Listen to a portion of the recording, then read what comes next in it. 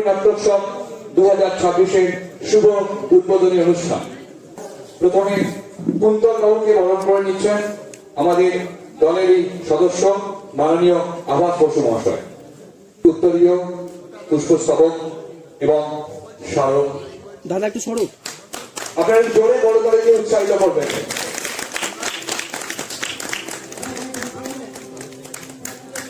কুন্তল বাবু আমাদের অত্যন্ত শ্রদ্ধেয়, আমাদের কাছের মানুষ, আমাদের নাট্য শিক্ষক, নাট্যগুরু। আমরা তাকে আমাদের কাছে পেয়ে তাকে সম্মান জ্ঞাপন করতে পেরে আমরা নিজেরা আনন্দিত এবং গর্বিত। এবার আরেকজন নাট্য ব্যক্তিত্ব, অভিনেতা, নাট্যকার এবং পরিচালক বিজয় মুখোপাধ্যায় মহাশয়কে বরণ করে নেবার পালা। তাকে বরণ করে নিচ্ছেন আমাদের নাট্যকরীর সম্পাদক শ্রী অরূপ কুমার দাস। পুষ্পস্তবক এবং নাট্যকরী নাট্যোৎসব 2026-এর স্মারক তাকে তুলে দেওয়া হচ্ছে। নাট্যক্রম প্রদীপ প্রচলনের মধ্য দিয়ে নাট্যকরী নাট্যোৎসব 2026 আপনাদের অনেক আকাঙ্ক্ষিত নাট্যকরী নাট্যোৎসব 2026-এর শুভ সূচনা হলো। এবার আমাদের অনুষ্ঠানের যারা অতিথি, আজকের উদ্বোধক, আমরা তাদের কাছ থেকে কিছু কথা শুনে নেব। এই মুহূর্তে হরিপাল নাট্য পরিবেশ ভালো রেখে নাটক করছে।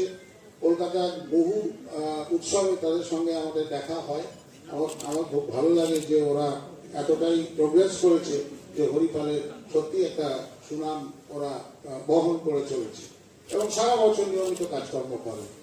আপনাদের কথা বেশি করে বলছি, অনেকজন বিখ্যাত নাটকের লোক পিটার ব্রুক একটা কথা বলেছিলেন যে এই যে মঞ্চটা আমি দাঁড়িয়ে আছি সেখানে যদি একজন লোক থাকেন আর সামনে যদি আরেকজন লোক থাকেন তাহলে একটা নাটক তৈরি হয়। তারপরে দর্শক ছাড়া কিন্তু নাটকের কোনো নেই। মানে আমরা যে কাজটা করছি সেই কাজটা যদি আপনাদেরকে দেখাতে না পারি তাহলে তো নাটক করার কোনো অর্থ নেই। সেই অর্থে আমরা সবসময় দর্শককে, আপনাদেরকে আমরা বেশি শ্রদ্ধা জানাই, বেশি সম্মান করি, কারণ আপনারা আছেন বলেই আমাদের থিয়েটারের অস্তিত্ব, আমাদের নাটকের অস্তিত্ব। আমি এই জন্যে একবার আমার পরে যে গেল নাটকের কাজ করবে, ওয়ার্কশপ করাবে সেই সবের জন্য, তখন থেকে আপনাদের সঙ্গে যুক্ত। সেই থেকে আজ অব্দি ওরা কাজ করে চলেছে, প্রদীপটা জ্বালিয়ে রেখেছে। এটার থেকে তো বড় কিছু হয় না। আমার মনে হয় আপনারা এই কাজের জন্য একটা নাট্যকরীর একটা করতালি দিন, কাজ করেছিল। ওনাদের মতো সান্নিধ্য, বিরাট বিরাট মানুষের সান্নিধ্য পেয়েছি। আমরা পেতে থাকবো, আপনারা পাশে থাকবেন। আপনারা সবচেয়ে আমাদের বড় সম্পদ, সেই সম্পদটুকু আমরা হারাতে চাই না। নমস্কার। বাংলার ঘর, বাংলার হাট, বাংলার বন, বাংলার মাঠ, পূর্ণ হোক, পূর্ণ হোক, পূর্ণ হোক হে ভগবান। তুমি মিলেছ মোর প্রাণে মনে, মিশেছ মোর দেহের সারে। তুমি মিলেছ মোর প্রাণে মনে, তোমার শ্যামল বরণ কোমল মূর্তি মারে গাথা। ও আমার দেশের মাটি, তোমার পরে ঠেকাই মাথা।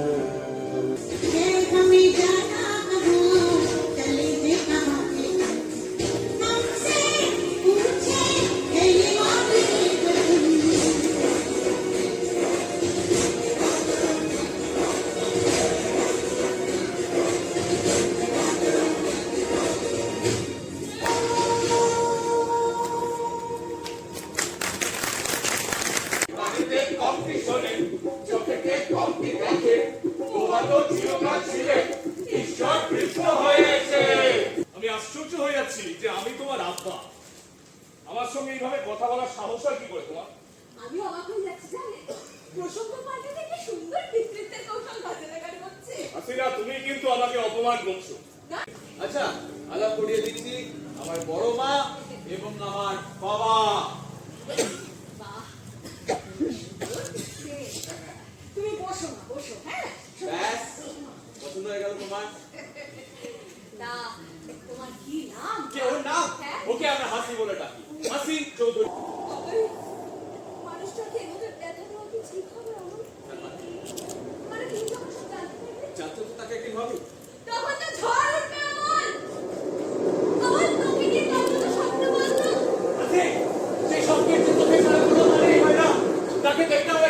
করতে হবে? আমি তো অপরাধী হয়ে যাবো অমল। অমল, আমি জানি বিভিন্ন ধর্মীয় সংস্কার বড় কঠিন। সেখানে আমাকে নিয়ে তোদের এত সুন্দর সম্পর্কে আছি, ঝড় যদি শক্তি ওঠে, সেই ঝড়ের দাপটে এই আজন্মের সংস্কারের জঞ্জাল যাতে ধুয়ে মুছে সাফ হয়ে যায়, ঝড়ের গতি কিন্তু আমি সেদিকে ঘুরিয়ে দেব। তোমার ওকে পছন্দ? আমার পছন্দ অপছন্দের জন্য যেন কত কিছু থেমে আছে। আছে আছে, সব কিছু থেকে আছে। বলো না, তোমার ওকে পছন্দ? এই ব্যাপার। আচ্ছা, যদি ধর আমি বলি যে না, ওকে আমার মোটেই পছন্দ হয়, তাহলে তুই কি করবি? এক্ষুনি বিদায় করে দেবো, বলবো তুমি অন্যত্র ব্যবস্থা না, আমার বড় মা তোমাকে পছন্দ হয়নি। তা তোরা পারবি। তোকে বিদেয় করে দেওয়ার জন্য তোদের কোনো অজুহাতের অভাব হয় না। আর আর যদি ধর আমি বলি যে ওকে না আমার বড় পছন্দ হয়েছে, তাহলে তুই কি করবি? দুহাত তুলিয়া নৃত্য করিব, উহাকে আশ্রয় দিব, আপনাকে প্রণাম করিব, জিজ্ঞাসা করিব কেন পছন্দ করো? তুই ওকে ভালোবাসিস বলে। পারতে না? বলছি তো তুই পারলে আমি পারতাম। ও মুসলমান।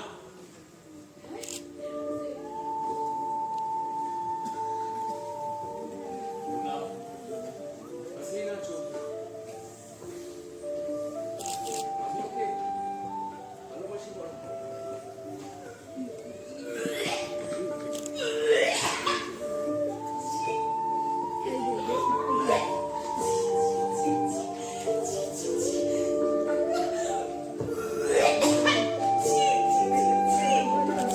আমার জন্য তোদের সুন্দর সম্পর্কটা ভেঙেছিল, তছনছ হয়ে গেল।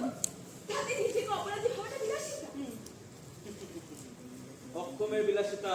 বাবা তালাক দেওয়ার 2 মাসের মাথায় মা যখন পৃথিবী ছেড়ে চলে গেলে আমার মনে হলো আমার সবটা দিয়ে তিনি চলে গেলেন। আপনি আর তোর বড় মাকে দেখে আমার মনে হলো তুই তোর মাকে ফিরে পেলি, তাই তো? হ্যাঁ রে, হ্যাঁ, আমি তাকে চলে যেতে বলেছি। অফকোর্স আমি তাকে চলে যেতে বলেছি, কিন্তু কেন বলেছি? শুধুমাত্র তোমার কথা ভেবে বলবো। তুমি তাকে সহ্য করতে পারোনি বলেই তোমার কথা ভেবেই আমি তাকে চলে যেতে বলেছি। সত্যি তুমি আমার কথা ভাবো ঠাকুরপো? মানে তুমি যখন ওই মেয়েটাকে খাবারের থালাটা হাতে না দিয়ে টেবিলের উপর রাখলে, ওই মেয়েটি যে বিছনায় শুয়েছিল, তুমি যখন সেই বিছনাটা তোমার বাড়ির কাজের লোককে দিয়ে দিলে, তোমার এত আদর করে করা ওই গোপাল ঠাকুরের প্রসাদ তুমি যখন তার হাতে না দিয়ে মাটিতে রাখলে বোঝান, সারা বাড়ি তুমি শুদ্ধ করতে লাগলে গঙ্গা জল দিয়ে, হ্যাঁ, তখন তার কথা ভেবে বোঝান, তার কথা ভেবে আমি বলবো অমলকে যে যা হাসিনাকে নিয়ে বাড়ি ছেড়ে চলে যাও। সারাদিন আমি কাজের মধ্যে হাসিনাকে ভুলে থাকি, কিন্তু দিনের শেষে, কাজের শেষে যখন তার কথা মনে পড়ে, মনে হয় তাদেরই কাছে ফেরত যায় যাদের জন্য আমি তাকে হারাচ্ছি। আসলে তারাই তো সারা জীবন, হাসিনা তো শুধুমাত্র তুমি। তুই হাসিনাকে ফিরেই নয়, সে যেখানেই থাকুক, সে যে আমাকে কি অভিশাপ দিচ্ছে রে ঠাকুর। তার হয় না বড় মা? ওদের কাউকে কোথাও যেতে হবে না। হাসিনা, একবার কি ভেতরে আয় তোমার।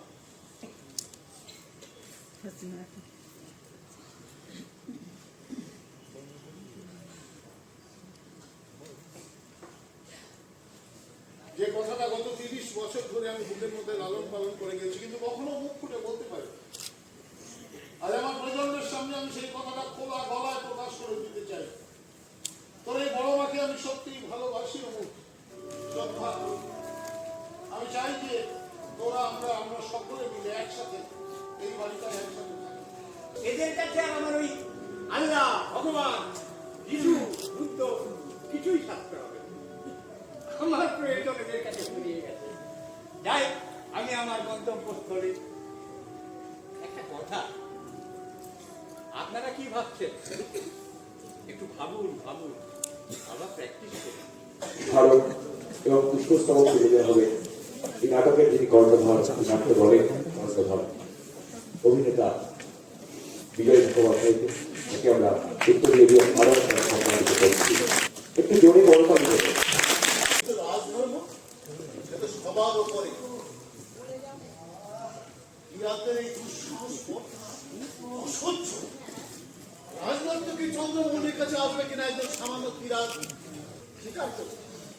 রাত কাটতে পরিশ্রান্ত হয়ে মাঝে মাঝে তোমার কাছে যাই তোমার নাচ দেখতে, তোমার সান্নিধ্যে ক্লান্তি দূর করতে।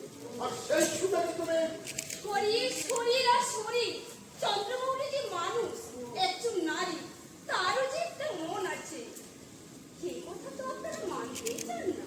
দেহোপযোগিনীর আমার মন, যার একটি কথাকে রাজা মন্ত্রী পুরোহিত সবাই উঠে বসে। ভুল মাঝি ভুল, চন্ডালের কন্যা আমি, ছোট লোক, অস্পৃশ্য, তবু গা থেকে জঙ্গলি গন্ধ মুছে ফেলে রাজা বানিয়েছে নগরের শ্রেষ্ঠ আকর্ষণ। কিন্তু কেউ জানে না আমি তাদের হাতের খেলনা মাত্র।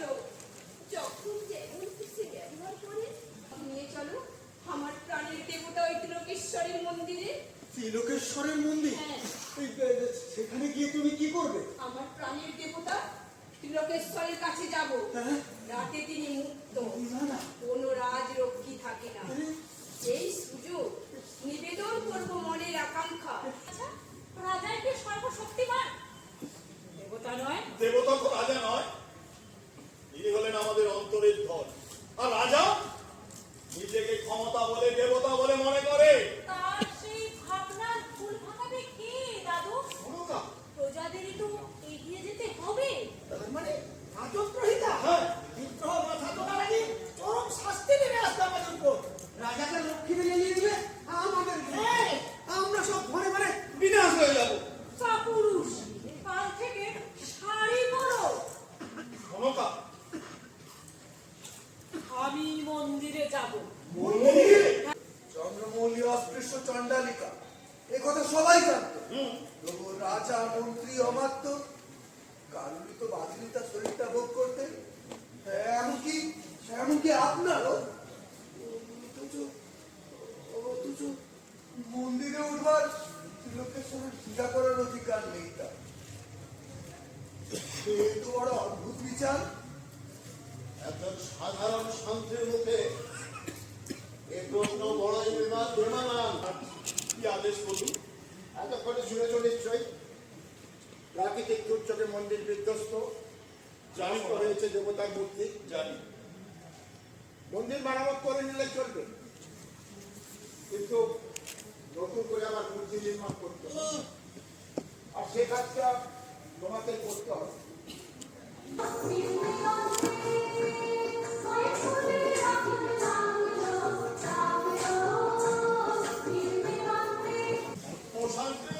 কি হলো সর্দার, ডাকছো কেন? তুমি তো ক্ষত্রিয়, দেবতা দর্শন তো তোমার নিষিদ্ধ নয়। দেখে একবার বলো তো কেমন রূপ করলো আমার দেবতা।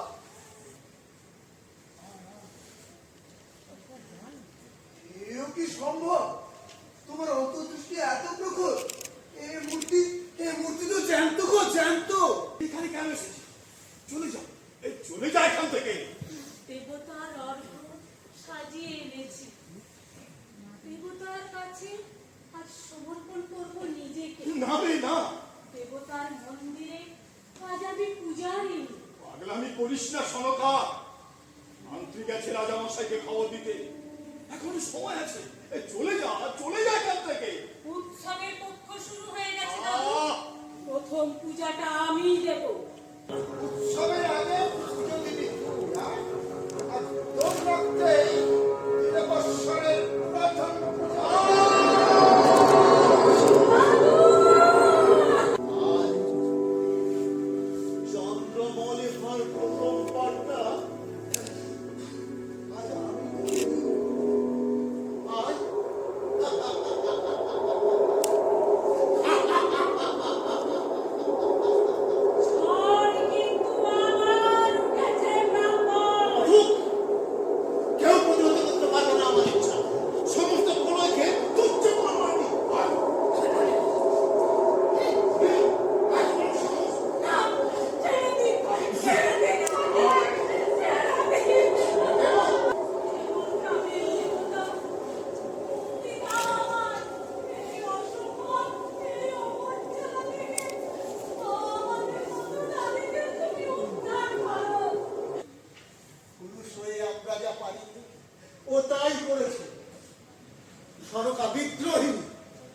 রেখেছে শোনতা, প্রথম পূজাটা ওই দিয়েছে, ও পূজারিনী।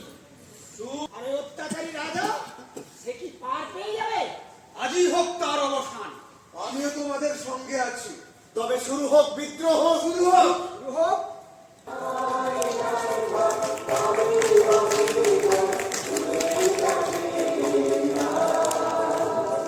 পুষ্পস্তবককে বরণ করে নেওয়া হচ্ছে। এরপর তুলে নেওয়া হবে আপনারা একটু জোরে পড়ানোটাকে উৎসাহিত করবেন, এমন একটি ভালো Madam, I am Ramjan Ali, caretaker of this inspection bungalow. Oh, yes. Glad to meet you. I'm Jenny Stone. Yes, madam. Please be seated. No, thank you, madam. আরে বসুন বসুন। কি আশ্চর্য, হ্যাঁ, আপনি তো দেখছি দিব্যি বাংলা জানেন। আমি বাংলা বলতে পারি, পড়তেও পারি, শুধু লেখাটার বেলায়। এনিওয়ে, আপনি আমার সঙ্গে বাংলাতে কথা বলুন, আমার কোনো অসুবিধা হবে না। উফ, আপনি আমায় বাঁচালেন ম্যাডাম। আচ্ছা বলুন তো, কর্ণাটক একটা অনভ্যস্ত ভাষায় অনর্গল কথা বলা যায়? I got perplexed, simply perplexed. Actually, it is the first time that I am meeting. আপনি বাংলাতেই বলুন। হ্যাঁ? বলছি ম্যাডামের সঙ্গে আপনি স্বচ্ছন্দে বাংলাতে কথা বলতে পারেন, আমরাও তো তাই বলছি। Oh yes.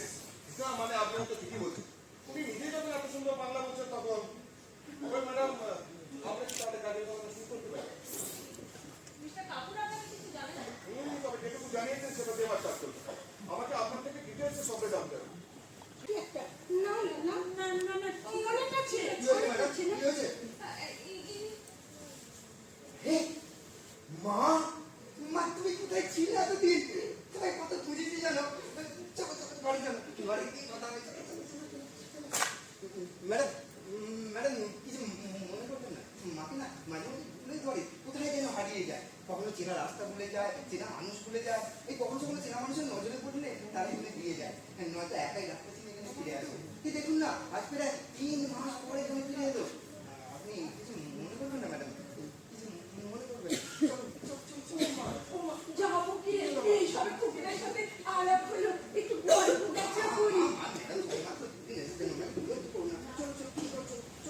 আমি আসি তো খুকি, পরে আসবো, আসি। প্রথমত আপনি একজন পুলিশ, দ্বিতীয়ত পড়ে না। নলহাটির মতো এইরকম একটা প্রত্যন্ত গ্রামে আপনাদের মতো টুরিস্টদের বেড়াতে আসাটাই এখানকার মানুষের কাছে একটা অস্বাভাবিক ঘটনা।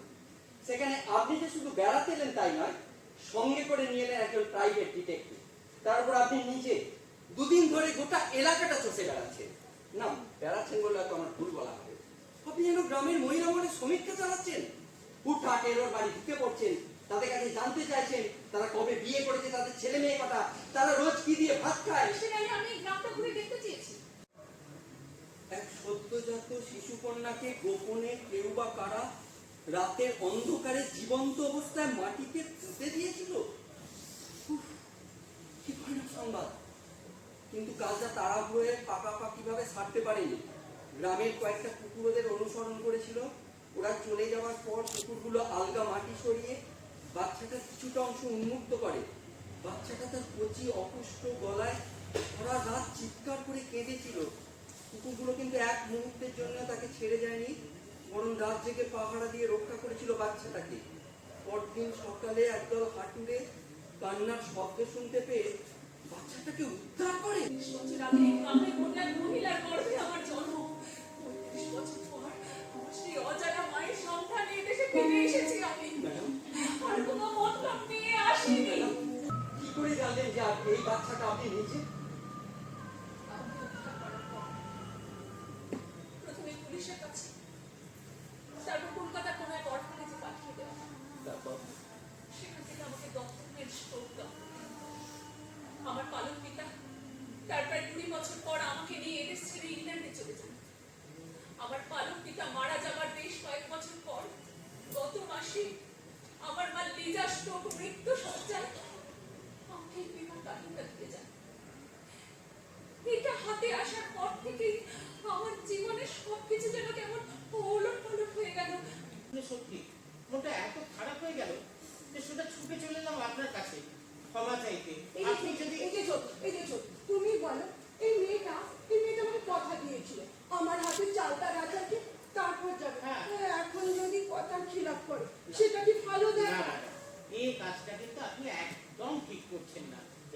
সবাই চলে যাও আমাকে ছেড়ে, সবাই চলে যাও। আমার ভিসার মেয়াদ তো আরো 10 দিন রয়েছে। এই 10 দিনের মধ্যে 8 দিন আমি কাটাতে চাই এই নন হাতিতে। বলবো নিজের মাকে নিয়ে আমার মনে আর কোনো প্রশ্ন, কোনো ক্ষোভ জমা হয়ে নেই। বলবো বলবো তোমার জেনি তার মাকে খুঁজে পেয়েছে। মাকে খুঁজে পেয়েছে। আমার চালটা রাজা খাওয়াবে না মা? খাওয়াবো তোমাকে, খাওয়াবো। আমি আমাদের দলের পক্ষ থেকে উৎসবের স্মারক তুলে দেওয়ার জন্য অনুরোধ করব।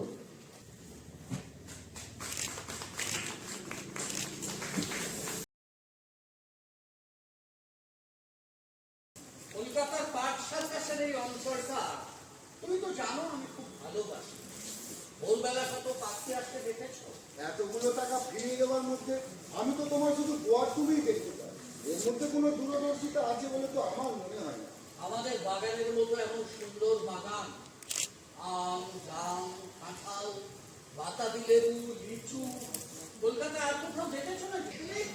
ব্ল্যাকমেল করতে চাইছো? প্রয়োজন হলে সেটা করতে আমি পিছপা হবো না। ওরে দেখেন, জমিন আমার পছন্দ হয়েছে। আমি না নিলে আজ না হয় কাল दूसरा কেউ নিবে। পুরা জমিটা তো চাইছি না, বাগানের হাফটা দিবেন আমার কাম চলে যায়। আপনার পুরা বাড়ি বি রইলো, হাফ বাগান বি রইলো, আর মানি আমি তো কিছু কম দেবো না। আপনি थोड़ा চিন্তা করে দেখেন, আপনার সঙ্গে আমি ফির দেখা করব। আমি বলে দেখি নিশ্চয়ই একটু অবাক হয়েছেন। অবাক তো হয়েছি, আপনার কিন্তু একটা খবর দিয়ে আসা উচিত। ভাবলাম একটা সারপ্রাইজ দিব। এটা তো আমার কাছে একটা প্রাইজও বটে। তোমার নাম কি মা?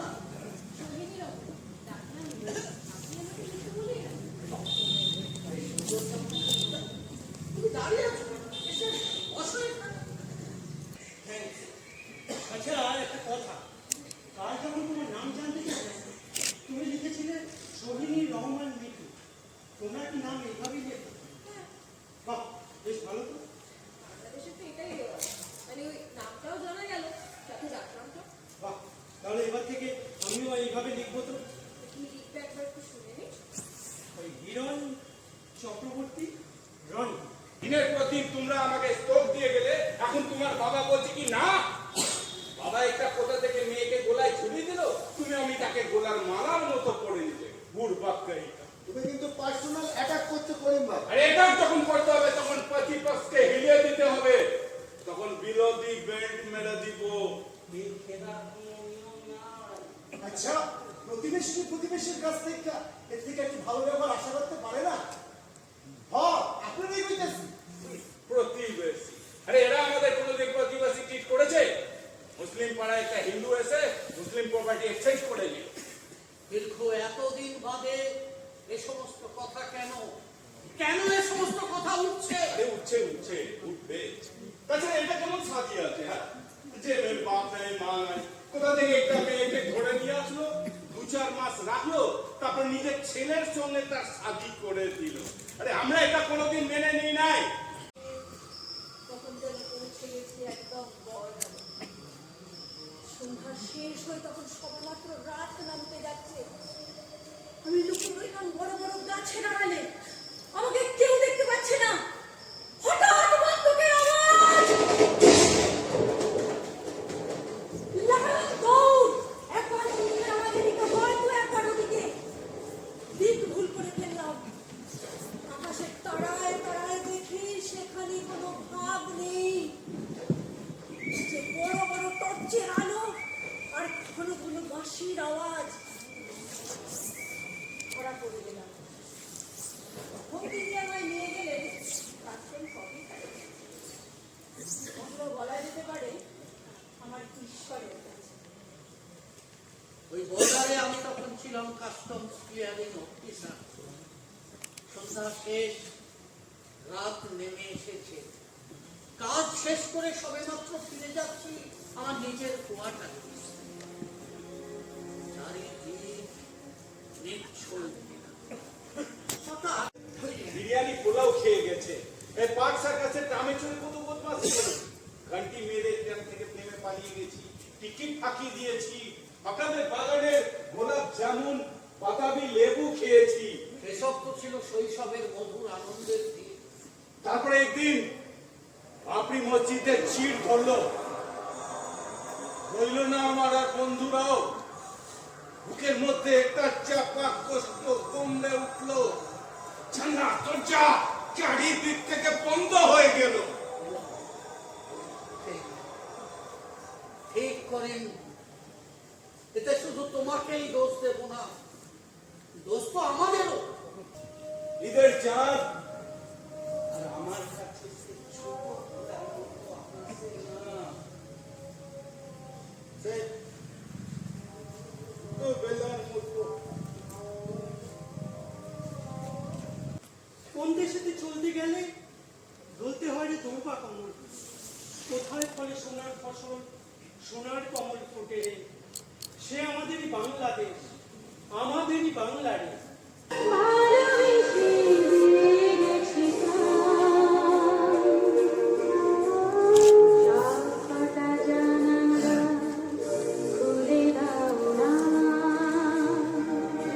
নাট্যকবি নাট্যোৎসবের স্মারক তুলে দিচ্ছেন বিমল কুমার দে'র হাতে।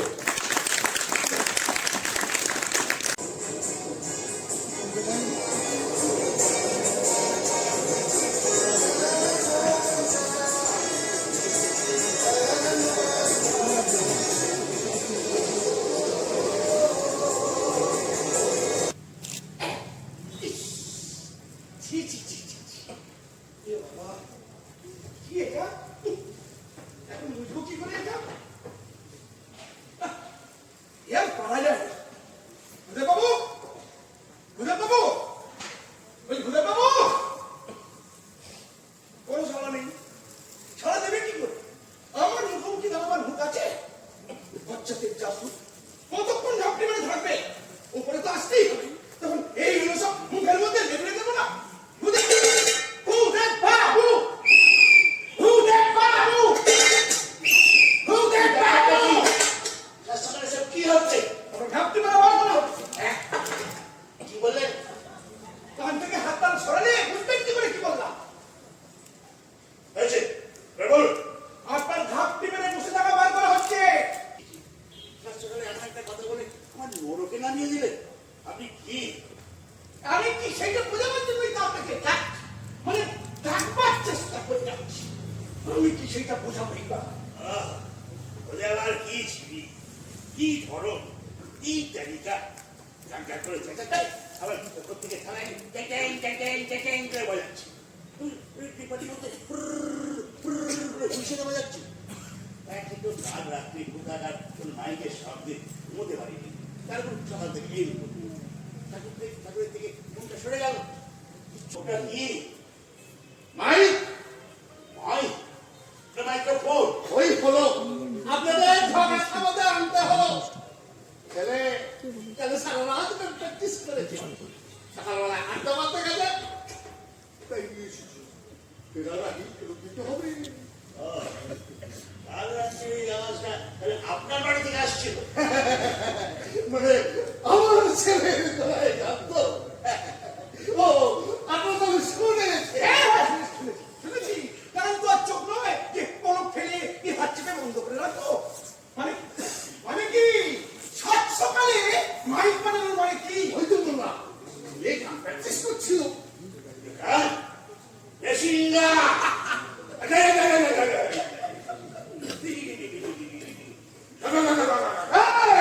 বাজে কথা বলবেন না, বাজে কথা বলবেন। কোনো কিছু ভাববার ক্ষমতাই নেই কেন? দূর একতলা ছেলে আসল কথাটা বলবেন। কিসের ডিম, কার ডিম, কোত্থেকে এলো?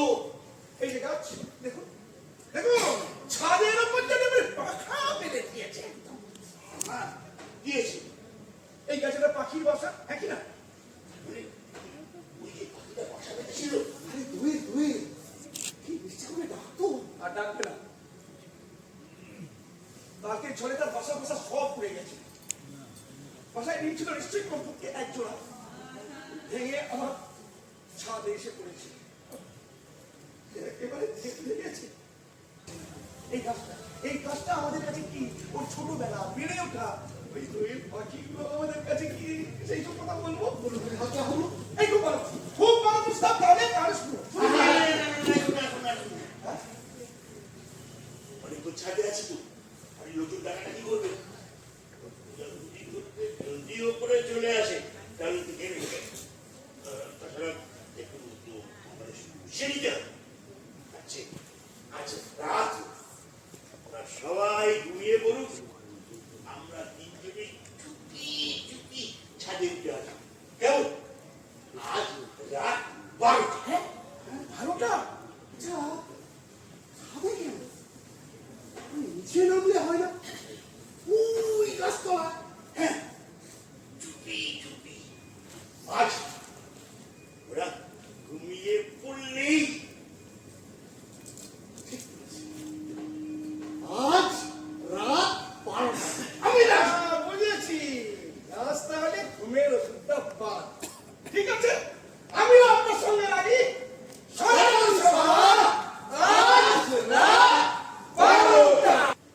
বলবো আপনি শুরু করুন। আমি? হ্যাঁ, আপনি তো প্রথম ব্যাপারটা আবিষ্কার করেছিলেন। দিনটা ভেঙে ঘুরে আছে, তা ঠিক, কিন্তু না, আমি পারবো না। আমাকে মাফ করুন, আপনারা মাফ করুন। পারবেন না? কষ্ট হচ্ছে, বুকের মধ্যে একটা কষ্ট হচ্ছে, বুঝতে পারছি না। দোয়েলের সেই প্রথম বসা পড়ার দিন কি পরিশ্রম করে শুকনো কাটি, গাছের ডাল পাতা জোগাড় করে এরা। জানেন তো, আমার না হাড় ভালো নেই। ডাক্তার যে কোনো রকম উত্তেজনা আমায় বারণ করে দিয়েছে। আমাকে আপনারা মাফ করুন, প্লিজ মাফ করুন আমাকে। ওকে, বেশ বলুন। তাহলে কথা থাক, আমরা তিনজনেই বরং চুপ করে গাছটার তলায় বসে থাকি, বসে বসে ওদের কথা ভাবি। কত দুঃখের দিনে ও আমাদের গান শুনিয়েছে, যখন মনে হয়েছে সংসারটা একেবারে অসহ্য হয়ে উঠেছে, তখন ভালোবাসার টান দিয়েছে বুকের ভিতরে। ঠিক, আপনি ঠিক বলেছেন, একদম ঠিক বলেছেন। এখন আমরা শুধু চুপ চুপ করে বসে এখানে ওদের কথা ভাবি, আর কিচ্ছু না। বসুন বসুন, আর কিচ্ছু বসুন। এই, শুনেছেন? হ্যাঁ হ্যাঁ, শুনেছি। কোনো ভুল নেই। কোনো ভুল নেই। কোনো ভুল নেই। এই তো এনেছি। এই তো এনেছি।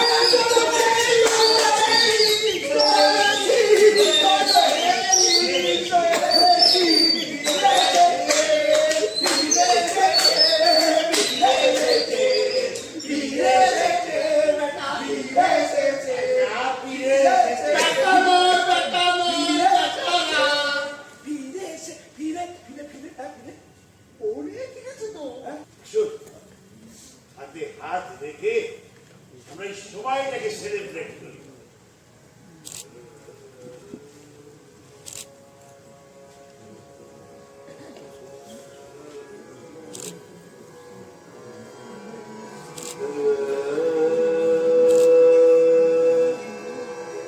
ভালো থেকো ঘাস, হরির বাতাস, ভালো থেকো, ভালো থেকো, ভালো থেকো, ভালো থেকো।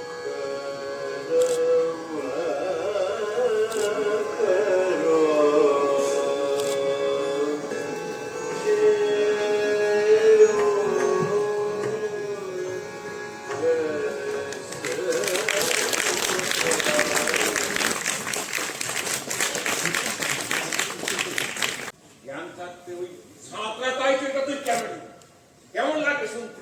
দীপিকা চৌধুরী থেকে 'দীপিকা স্যাঁতরা, পরের নাম উজ্জ্বল স্যাঁতরা। প্লিজ বাবা, কমসে কম আর উজ্জ্বলকে নিয়ে তুমি করো না। ও যথেষ্ট তোমায় রেসপেক্ট করে। আর তাছাড়া সাঁতরা টাইটেলটা খারাপ কি? কাকাকে কেউ এভাবে বলে না দীপু। তো কাকা একজন রিটায়ার্ড অ্যাকাউন্টেন্ট, হেলথ অফিসে অ্যাকাউন্টসের হিসেব রাখতে রাখতে বিয়েটা করা হয়নি। তাহলে এই কাকার জন্য একজন কাকিমা খুঁজে দেওয়া তো কর্তব্য নয় বল? আর বলো না। কোনো কিছু তো বাদ দেয়নি। বিড়ি, সিগারেট, মদ, এখন আবার এই বয়সে মেয়ে খুঁজে বেড়াচ্ছে। কাকিমা। শুনুন, ভিক্ষাহীন ভিক্ষা ভিক্ষা পরিণাম করুন, শান্তি পাবে। তা বেশ তো জানো, দেরি করছেন কেন? কেন শুনবেন? তোমার কিসের এত তাড়া আমাদেরকে এই বাইরে বার করে? হ্যাঁ, সুযোগ খুঁজছো খালি না, কখনো কিছু একা পাওয়া যায়, ফাঁকা পাওয়া যায়। তুমি ছোট খুঁজে খুব খারাপ কাটা নিতে কেটে দেবো একেবারে। কাকাবাবু আপনি শুধু উত্তেজিত হচ্ছে। দীপু আমার বন্ধু হয়, সব কিছু খবর দেওয়াটা বুঝতে পারছি। ও বাবা, এ তো ভিক্ষুক বেশি রাবণ হে। আর আপনি লেজে এখন তো হনুমান। এই এই তুমি আমাদের ও ও ও বললাম হনুমান, পূর্ব আপনার হনুমান। কতদিন পর বাড়িতে একটু ফাঁকা পেলাম, কোথায় একটু কাজ। না না না, পাঁচ থেকে কথা বলার কি আছে? দেখো উজ্জ্বল, তুমি এখন এখান থেকে এসো। বাড়িতে কেউ নেই, এমনিতেই আমার নামে অনেক বদনাম হয়েছে। নিজের মাটা নাইবা এভাবে খোয়ালে। আচ্ছা, নিজের পছন্দের মানুষের সঙ্গে দুটো কথা বলবো, নিজের মান খবর কে সে বুঝতে পারছি না। উজ্জ্বল, আমি তোমাকে আগেও বলেছি আমরা ভালো বন্ধু। এর থেকে বেশি কিছু আশা তুমি করো না, সেটা সম্ভব নয়। আচ্ছা দীপিকা, আমাদের এই সম্পর্কটাকে তুমি কতদিন বন্ধু তকমা দিয়ে রাখবে? জানি না, তবে যেটা বাস্তব সেটা তোমায় বললাম। হ্যালো হ্যালো, উজ্জ্বল উজ্জ্বল, আমি জানি না সব আমাদের কোনো দিকে ফোন করেছিল। উজ্জ্বল, আমার বাবার কি হয়েছে? আরে তুমি আগে থেকে ভেঙে পড়ছো কেন? আমার কথা শোনো। ভদ্রপুরো বলে মনে হচ্ছে। তা আপনি কি করে এরকম একটা চরিত্রহীন পুরো পাল্লে করলেন, হ্যাঁ? কনস্টিপেশন সারাতে কি লাঠির বাড়ি লাগবে? না ম্যাডাম, না, এই আমার কনস্টিপেশনের সঙ্গে কোনো যোগাযোগ নেই। আমার মেয়ে জানতে পারলে ম্যাডাম খুব বিপদ হয়ে যাবে। আসলে তার জন্য আমার খুব ভালো বন্ধু। ওই হলো কি, সেই বিয়ের মণ্ডপ ছেড়ে বউ পালিয়ে গেল, তারপর থেকে ও মেয়ে দেখে গেল। আসলে এই বয়সে যাবে বেশি দিন একা বলছি, আমাকে থানা থেকে ফোন করা হয়েছিল আসলে আমার বাবা। হ্যাঁ, অবশ্যই বাবু মেয়ে তো। ওইখানে বসুন। দীপু দীপু আমার কথা তুমি তোমার বাবাকে নিয়ে বাড়ি যাও। হ্যাঁ, ঠিক আছে, চলো। আমার কথাটা বল। কে আপনি? আপনাকে আমি চিনি। বলছি ম্যাডাম, একে একটু ভালো করে টাইট দিন। বড্ড সবাইতে ব্যাগ লাগছে। তাই না? চলি কাকা, ও আমিও আবার আপনাকে চিনি না। এই ভাই এই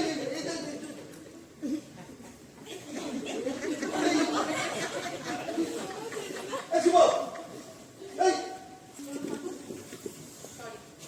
সেদিন হয়তো তোমাকে ছাড়িয়ে আনা আমার উচিত ছিল। বিশ্বাস করো, মাথায় পুরো আগুন জ্বলছিল। অচ্চয় ঘেন্না হয় অপমানে। কিছু মনে করো না। আমি কিছু মনে করিনি, কিন্তু তোকে একটা কথা বলবো, তুই কিন্তু কিছু মনে করতে পারছিস না। এই শোন না, তোকে একটা না ছবি দেখো, তোর তোরে আমিও বলিউড মারে বাবা। এই শোন না, একবার দেখ, আমাকে ওভাবে জড়িও না। একবার দেখ, মানে তুই কিন্তু না করতে পারবি না, তোকে কিন্তু সঙ্গে যেতে হবে। একবার দেখ, সব দিতে হবে। 100 বার বলবো, আর 1000 বার বলবো, চল চল ওই কখন এই মহিলাকে আমি ঘৃণা করি। Shut up, Tipu! Who are to say this bloody word? Because I am her bloody daughter, Deepika Chaudhary! বিভুমা, চলে আয়, চলে আয়। এর থেকে অনেক ভালো ভালো ভালো শাশুড়ি তোকে আমি খুঁজে দেবো। চলে আয়, চলে আয়। এর থেকে ভালো শাশুড়ি বা মা তুমি আর আমায় দিতে পারবে না বাবা। এই, কি হলো? এই, এটা কেমন হলো? বনবাসে না হয় এত বছর আমিই ছিলাম। সীতাকেও তো অগ্নি পরীক্ষা দিতে হয়েছিল, তা আমিও না হয় দিলাম এতদিন অগ্নি পরীক্ষা। সংসারে একসঙ্গে থাকতে গেলে ঠোকাটুকি লেগেই থাকে। মুখোশকে বেরিয়ে গিয়েছিল, এটাও সম্মান হবে। 30 বছর? হ্যাঁ, 32 বছর ধরে দাঁড়িয়ে আছো কি? বসো। Will you marry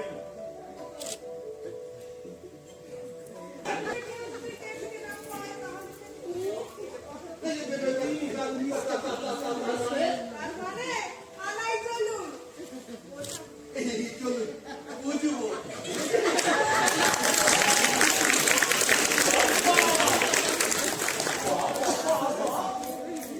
বারে মা সবাই দোকা দোকা মাঝখানে আমি একা।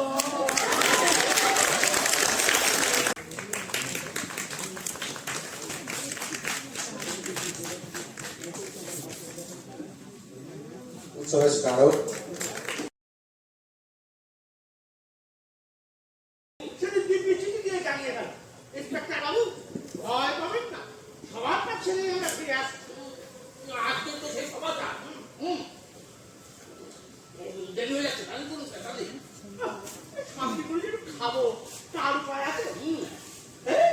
একদম পাকে খাবো স্যার, একদম পাকে খাবো। 3 দিন পেটে ভাত পড়েনি, বনে জঙ্গলে ঘুরে বেড়ায়, পেস্টার জলটুকুও নেই। তোমার স্বামীর ওপরওয়ালারা এই অরণ্যবাসীদের জন্য ওটুকুও বরাদ্দ করে, বুঝেছ? আজ ভাইফোঁটার দিন, তোমার হাতে ফোঁটা নিয়ে দুটো পেট খুলে খেয়ে দারোগা ওপর হাবানা চুরুট টানতে টানতে আমাদের উদ্দেশ্য নিয়ে আলোচনা করা যাবে। তো কত চোর ডাকাত ধরবে, ওই সাধু সজ্জন তো বাদ গেল না। আরে এক রক্তি ছেলে উনি তোমাকে একেবারে নাকে দড়ি দিয়ে ঘোরাচ্ছে। আমার উপর ওর নেক নজর আছে কি ভাবছিস? আর কবে কবে তুমি একটা ঠিকঠাক খবর দিয়েছো শুনি? কেন স্যার, এই যে সেদিন চেতনের জঙ্গলের খবর আপনাকে দিলাম। চিতলবেল, এই রাত 12টার সময় যখন ওই চিতলবেলের জঙ্গলে গিয়ে পৌঁছলো, তখন সেখানে একটা লোক ছিল, শুধু কটা ওই শেয়াল ছাড়া। অনেক কষ্টে একটা পাত্র ঠিক হল, কিন্তু পুরুষ তো কাউকে রাজি করাতে পারলাম না।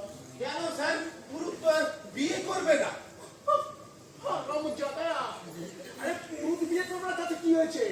আরে যেই শুনেছে আমি বামুনের ছেলের হাতে হাত খাড়া করে দিয়েছি, হ্যাঁ মদ ফিরিয়ে নিও। তাহলে কি হবে স্যার? দিদিমণির বিয়ে হবে না? সেই জন্যই দেখি আশা। মনের মধ্যে একটা চিঠি করিয়ে পেয়েছিল, আমাকে দিল। ওই চিঠিটা আমি কাউকে দেখাতেও পারলাম। কেন, চিঠিতে কি এমন লেখা ছিল? আসামি নিরাপদ, দিদিকে আমাদের প্রণাম জানাবে। অনেক দেখো দেখি কি কাণ্ড, এর মধ্যে আবার তোমার নাম জানানো কেন? শেষকালে শেষকালে আবার কি? বলি শেষকালে আবার কি? কেন, পুলিশের ঘরে কি আসামি দিদি হতে পারে না? বলি সংসারে সব সম্বন্ধের উপরে কি তোমার যে সরকারি শিল্প লাগানো থাকবে? মেয়ে বিয়ে তাহলে ঠিকঠাক মিটলো কি বলো? হ্যাঁ বিজয়, তুমি না থাকলে আমি না শুধু শুধু, আরে যা কিছু করার করেছে তো শুধু, আমি তো নিমিত্ত মাত্র ভাই। একদম ঠিক, ওঠানি সব। ও কি ভক্তি! বাবাজি ওই জন্য মা বলতে অজ্ঞান। সত্যি এনার হচ্ছেন প্রকৃত সন্ন্যাসী মা। আপনার দয়ায় আমাদের আমাদের মেয়ের বিয়ে সম্পন্ন হলো। ওদের আশীর্বাদ করেছি। করেছি বাংলাদেশের একটি মেয়ে, তার বিয়ে হচ্ছিল না, আমি নিজের হাতে তার বিয়ে দিয়েছি। আর আমি আশীর্বাদ করবো না? করেছি সে যেন রত্ন গর্ভা।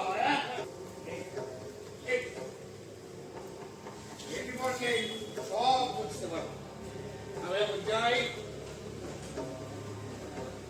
হোক, দক্ষিণা দেবার সময় এসেছে, সে পর্যন্ত আমার সবুজ হইবে না। অতএব আপনারা বিদায় করবার পূর্বে আমি বিদায় দিলেন।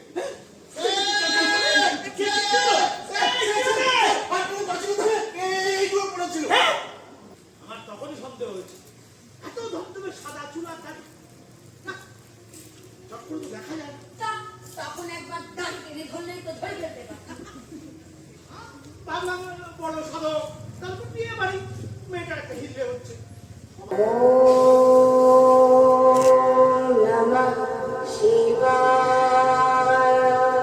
কেন তুমি আমার স্ত্রী হয়ে তুমি? হ্যাঁ, আমি তোমার স্ত্রী, সেখানে আমার কোনো ত্রুটি নেই। আমি তো ওরা দেশেরও একজন সন্তান। এই দেশের প্রতি কর্তব্যকে আমি অস্বীকার করি কি করে? এটা কি দেশের প্রতি কর্তব্য বলে না দেশের দহিতা বলে? এখানেই তো আমার ব্যথা, আমার যন্ত্রণা। এই পরাধীন দেশে যারা প্রকৃত দেশপ্রেমিক, তাদেরকেই তোমরা দেশদ্রোহিতার তকমা লাগিয়ে গ্রেফতার করো। বন্দি করুন আমায়, বন্দি করুন আমায়, বন্দি করুন আমায়, বন্দি করুন আমায়।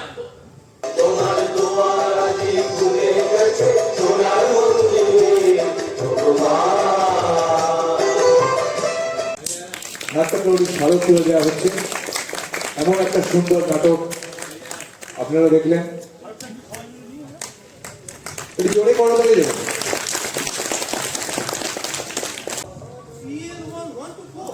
কি আবার তখন বলতে স্যার মিস্টার রমেন চৌধুরী। হ্যাঁ আমি রমেন চৌধুরী, তার সবাই জানে, কিন্তু আপনি কে? Sir came from MIB. MIB? না না, আমার কিছু প্রয়োজন নেই, আপনি আসুন। Sir marriage investigation bureau. Marriage? আপনার কি আমাকে দেখে মনে হচ্ছে আমার একটা ম্যারেজ করার সময়? স্যার আপনার ম্যারেজ করার সময় হবে কেন? আপনি তো আপনার মেয়ের নাম আমাদের কোম্পানিতে রেজিস্ট্রেশন করিয়েছেন। স্যার এখন আমি একদম ভুলে গেছি। আরে আগে বলবেন তো। আমি হচ্ছে স্যার সেই কোম্পানির এজেন্ট নাম্বার 21। আমি বলবো তাহলে স্যার চট করে এই কথা দিলাম। দেখুন হ্যাঁ কি যে এই যে আপনি এখন থেকে যা যা বলবেন সব আপনার মেয়ের হয়ে বলবেন এবং সব আমাদের এই বাড়িতে রেকর্ড হবে। রেকর্ড ভাববেন না স্যার, জাস্ট বললাই। হ্যাঁ না আপনার মতো অনেকে হেসে উঠলি যায় দেখবেন করে একটা ফাইটার হয় কেউ, হ্যাঁ কেউ এদিকে খেয়ালই করে না। আচ্ছা আপনি আমার একটা কথা বলি তো, মোপলা স্বামী আর মোহীন স্বামী দুজনের কিস্তি এক কিস নো স্যার উঠতেস বেশি কেন থামুন তো। না না আমি কিন্তু চলবে না স্যার। আচ্ছা কিসিং এর একটা গাঢ় ব্যাপার আছে। হ্যাঁ স্যার আপনাকে একটা এক্সাম্পল দেই তাহলে বুঝতে পারবেন। ধরুন দুটো রোমান্টিক ছবি, তার মাঝখানে যদি দুপ করে ঢুকে যায় প্রবলেম রাইজ করবে। আদেশ করেছিল আমি আমার মেয়ের নামটা রেজিস্টার করিয়েছি। একটা সুপাত্র দেখে আমার মেয়ে বিয়ে দেবো, এইটুকু মাত্র আমার চাহিদা, আমার এত কিছু প্রয়োজন নেই। স্যার এটাকে আপনি এইটুকু চাহিদা বলছেন? একজন বাবার কাছে স্যার এটা কত বড় চাহিদা। আমরা এই জিনিসটা কত করি স্যার, আপনি এইটুকু যাবো। হ্যাঁ যাবো। হ্যাঁ নেক্সট প্রশ্ন রেডি নাও। নেক্সট কোশ্চেন, ভোগের বাসা মানে মেয়ের শ্বশুরবাড়ি কেমন হবে? আই মিন মেয়েরা ঠিক কি ধরনের শ্বশুরবাড়ি চায়? স্যার অপশনগুলো শুনুন, অত্যন্ত ইন্টারেস্টিং। হ্যাঁ অপশনগুলো হচ্ছে একান্নবর্তী, শাশুড়ি না থাকা, একমাত্র সন্তান এবং হচ্ছে গিয়ে অনাথ। এই অনাথ না চলবে না, অনাথ চলবে। আগে চলে শুনে নিন না কি আছে হাজবেন্ডের এক্সট্রা ক্যারিকুলাম অ্যাক্টিভিটিস, পাত্রের পাঠক্রম বহির্ভূত কার্যক্রম। আগে অপশনগুলো শুনুন তাহলে রান্নায় দক্ষ, বউ সাজানো ইনক্লুডিং ও প্লিজ স্যার আগে অপশনগুলো পড়তে দিন।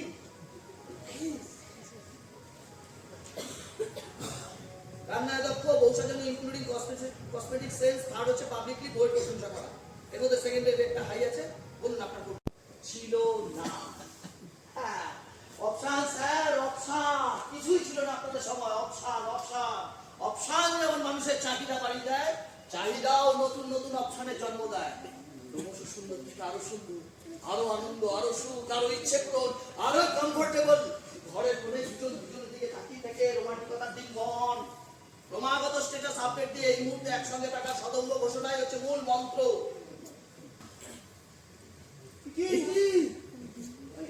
হ্যাঁ অপশনগুলো মাথায় রাখবেন স্যার। আরে সব কি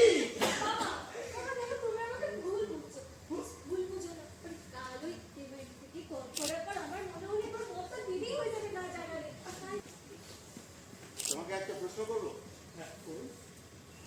বলছি তুমি তোমার আঁকাকে বেশি ভালোবাসো না আমার মেয়েকে?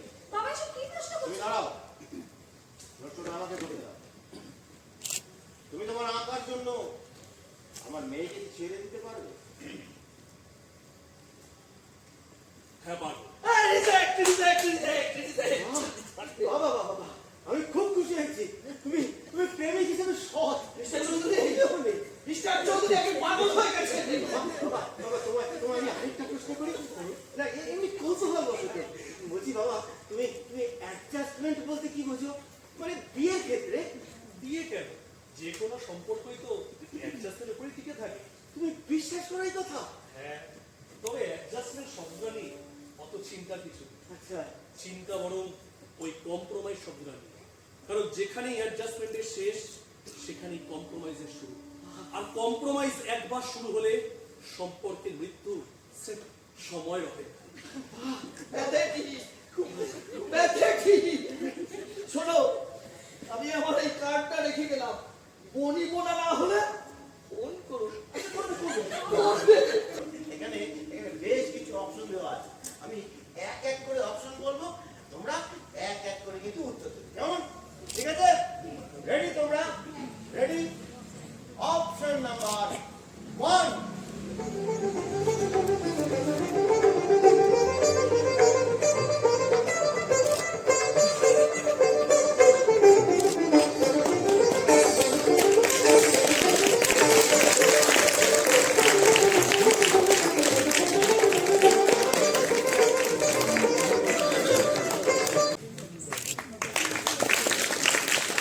নাট্যকবি নাট্যশ্রী স্মারক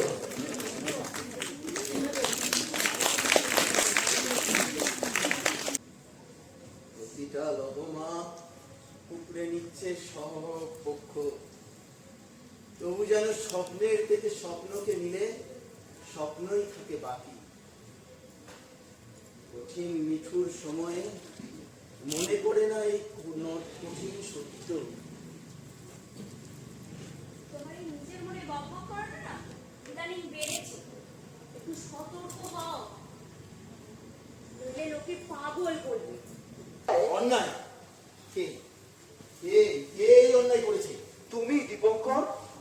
আমি? দীপু তুই? আমি আমি হ্যাঁ দীপু তুই? তুমি তুমি কি? আমি অনন্ত। অনন্ত? অনন্ত তুই এখনো? হ্যাঁ, এখনো বেঁচে আছি।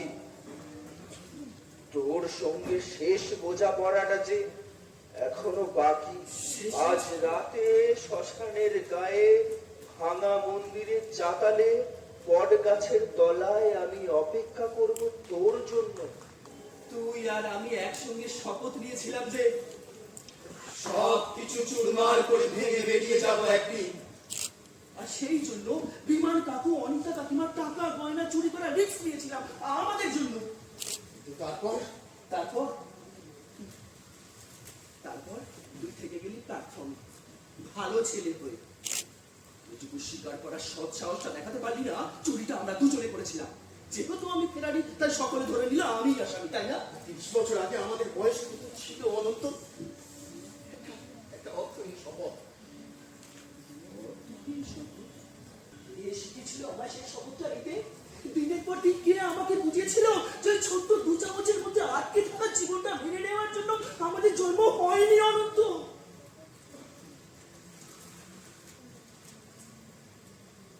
মেঘের আলতো ছোঁয়ায় ঘুম ভাঙে যে পাহাড়ে, সে কি কখনো হিসাব করে চলে? পাথরের বুকে আছড়ে পড়ে যে ঢেউ, তার কি কোনো কেরিয়ারের চিন্তা আছে? জীবন কখনো এতটা তুচ্ছ হতে পারে না অনন্ত, পারে না। আমরা লাভ দিয়ে ছাপ দিয়ে সেই জীবনটা করব। জেনারেল কম্পার্টমেন্টে টাকা গয়না নিয়ে ওটা একটা বছর 15-16 ছেলে, তাকে ছেড়ে দেবে পুলিশ। তারপর একদিন পালালো কয়েকজনের সঙ্গে।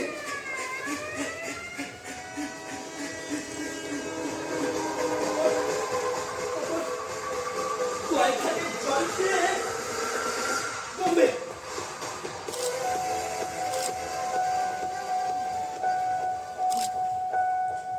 ওখানে ওখানে একটা ছোট হোটেলে কাজ পেলাম।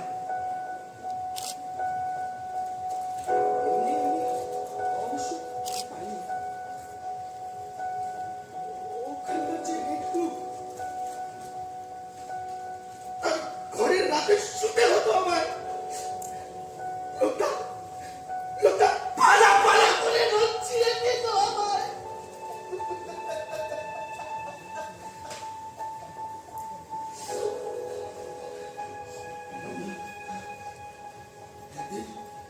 একদিন ওর মাথায় রডের বাড়ি মেরে পালালাম। আমি জীবনের স্বাদ পেয়ে গেছি এখন, কিন্তু এ তো পশুর জীবন। আরে পশুরাই তো ঠিকঠাক বাঁচে, প্রত্যেকটা মুহূর্ত নিয়ে বাঁচে, ভবিষ্যতের কথা ভাবে না, নিরাপত্তার খোঁজ করে না, ওই আদর্শে ঠ্যাম নামি নেই। অনন্ত, তাই তোর এই মানুষের জীবনটাকে, এই জীবনটাকে আমি শেষ করে দেবো দীপু। তৈরি হয়ে যা ভাই। না অনন্ত, অনন্ত, আরেকটা সুযোগ দিবি, মার আমাকে তুই, মা, শুধু শুধু একটা শেষ ইচ্ছে, প্লিজ। কি শেষ ইচ্ছে? আমাকে মারার পর তুই তোর ওই নোংরা জামা কাপড় ছেড়ে আমার এই পরিষ্কার জামা পাঞ্জাবি পরে বেরিয়ে যাবি, আর তোর ওই জামা প্যান্ট আমার ডেড বডিতে বিছিয়ে দিবি যাওয়ার আগে। মানে এরকম ইচ্ছে কেন? গায়ের গন্ধটা জড়িয়ে মনে মনে তোর সঙ্গে এক করে পড়তে ইচ্ছা করছে ভাই। মর্নিং ওয়াকে বেরিয়েছেন স্যার? না, এমনি, হ্যাঁ। আপনার খবরের কাগজগুলো নিয়ে নেবেন, তাহলে আমাকে আর ওদিকে যেতে হবে না। এত সকালে শ্মশানের দিকে তো কাউকে হাঁটতে দেখি না। তা কেউ মারা গেছেন নাকি? না না, মারা যায়নি, আসলে ওই বুঝেছি। লেখালেখি করেন তো, অনেক জায়গায় ঘুরতে ফিরতে হয় আপনাদের। শ্মশানের দিকে কেন গিয়েছিলেন এত সকালে? কারোর সঙ্গে দেখা করতে? না না, মানে আমি যাবো, চলুন। একটু অপেক্ষা করুন, আমি সনাতনকে পাঠিয়েছি আপনার মিসেসকে এখানে ডেকে নিয়ে আসার জন্য। ও তো আপনার বাড়ি চেনে না। এইটা আপনি কি করলেন? আমার স্ত্রীকে খবর দেওয়ার আগে আমার একবার পারমিশন নেওয়ার প্রয়োজন মনে করলেন না আপনি? পুলিশের পারমিশন নেওয়ার প্রয়োজন হয় না দীপঙ্কর বাবু। আমি দীপঙ্কর নই। কোথায় চলে গিয়েছে? কে আপনি? কি বলছেন? ইনি আপনার স্ত্রী? স্ত্রী নন? না, আমি এনাকে চিনি না। কি কথা বলছো? এক, আপনি সকালবেলা শ্মশানের দিকে গিয়ে কি করছিলেন? দুই, আপনি দীপঙ্কর চৌধুরীর পাজামা পাঞ্জাবি পেলেন কোথায়? তিন, কেনই বা দীপঙ্কর চৌধুরীর সঙ্গে আপনার চেহারা বা কণ্ঠস্বরের আশ্চর্য রকমের মিল? ওই শ্মশানের ধারে যে মন্দিরটা রয়েছে, ওখানে কাল রাত্রে ওকে ডেকে নিয়ে গিয়ে খুন করেছি আমি। কি করে খুন করলেন? গুলি করে। রিভলভার পেলেন কোথায়? আছে আমার, মানে ছিল, আপনি এখনই গিয়ে দেখতে পারেন, ওখানে দীপুর রক্ত মাখা লাশটা এখনো পড়ে আছে, আর আমার রিভলভার দুটো। কিন্তু তার আগে আপনাকে জানাতে চাইছে, আমি কোনো রক্তের দাগ দেখতে পাচ্ছি না আপনার পাঞ্জাবিতে। সম্ভবত সনাতন, সুমিতা দেবী এরা কেউই দেখতে পাচ্ছে না। কোথায় গেল? কোথায় গেল রক্তের দাগগুলো? কোথায় গেল? মনোরোগের ভাষায় হাই ফাংশনিং ডিপ্রেশন বলে। এই সমস্ত রোগীরা দৈনন্দিন কাজকর্ম চমৎকারভাবে সেরে ফেলে।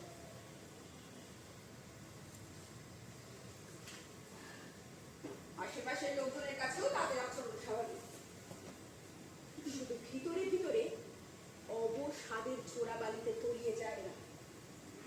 আর সেখান থেকেই শুরু হয় স্প্লিট পার্সোনালিটির খেলা। অনন্ত বাবু, আপনি দীপঙ্করকে খুঁজে বার করবেন কিভাবে? আমি তো দীপুকে কখনো ভুলিনি। মনে মনে দীপুর সব কাজকে অনুসরণ করতাম আমি।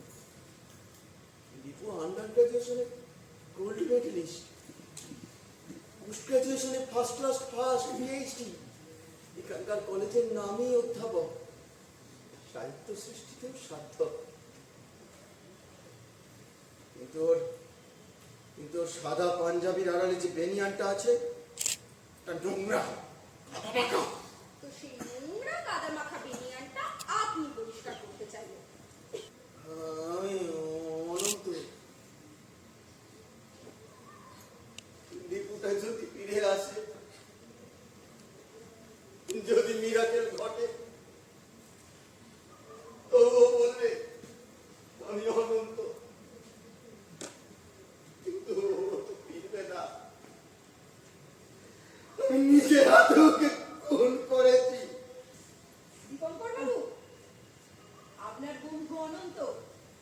আপনার জন্য একটি চিঠি পাঠিয়েছে। ধরুন ধরুন, চিঠিটা আপনি পড়ুন। ঠিকই। ট্রেনে ওঠার পর পরের স্টেশনে পুলিশ ধরে আমায়, জেল হয়। জেল থেকে 3 মাস পর ছাড়া পাই আমি। তারপর আর বাড়ি ফিরিনি, ওখানেই থেকে যাই। কাগজ ফেরি করতাম। একজন বৃদ্ধ তার বাড়িতে আমাকে আশ্রয় দেন। সেই অকৃতদার মানুষটির আর্থিক সাহায্যে আমি একটি আশ্রম গড়ে তুলি। সেখানে অনাথ শিশুদের সাথে থাকি। তাদের মানুষ হিসেবে গড়ে তোলার দায়িত্ব নিয়েছি আমি। আমি তোর আসার অপেক্ষায় বসে থাকবো, আসার অপেক্ষা। মানুষ ভুল করে, শুধরে নেয় তখন যদি সে অনুশোচনায় দগ্ধ হয়। অনন্ত, অনন্ত, দুঃখে দহিতে হয় তবু অশুভ চিন্তা না, যদি দৈন্য বহিতে হয় তবু অশুভ কর্ম নয়, যদি দণ্ড সহিতে হয় তবু অশুভ বাক্য নয়। জয় জয় মঙ্গল। অরূপটাকে সম্বোধিত করছেন আমার সহ জেনে বড় গাড়ি দেবেন।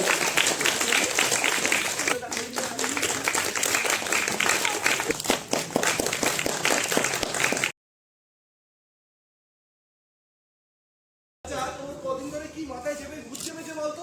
তুই কি ওই পাড়া প্রতিবেশীর কাছে আমাকে হাসি খোরাক করতে চাস? হ্যাঁ না চাই চাই, লোকজনের কথা তোর কানে ঢোকে না, শরীরে বালাই তোর তোর শুধু 2 কান কাটা নাই না, তুই চোখ হগলো না চাই আমার বালাই চলে দিতে করছে না। ওই পাড়া প্রতিবেশী জ্ঞাতি আত্মীয় সবাইকে আমার চেনা আছে মিটু। 7 দিন না গিয়ে থাকলে না কে বড় খোঁজ নিতে আসবে না। তাকে কে কি বললো না বললো তাকে আমার কিচ্ছু আছে। হ্যাঁ বলছি তুই না তুইও তোর এই রামাবলী তুই কতুয়া ছেড়ে একদিন ওই জিন্স টি শার্ট পরে আসিস তো। এই শোনো কথা, ভিক না ফুললে ভিক মেলে। আচ্ছা জিনিস পড়লে আমাকে দিয়ে খুব ফুল ফেলাবে। আরে বাবা তোকে তো দোকানে আসতে বলছি না, বাড়িতে আসতে বলছি। দেখতে এলো মজা। দোকান বলে স্যার আপনার দয়াই তো করে কমে খাচ্ছি। আরে তুই তো নম্বরের টিকিট বিক্রি করিস না তো? না তো স্যার। তাহলে রবাসের সমাজে একটা দুটো টিকিট লাগিয়ে কেন? কি আর বলি বলুন স্যার, এত বেঁচে বুঝে বিকিটা নিয়ে সবই আমার ভাগ্য।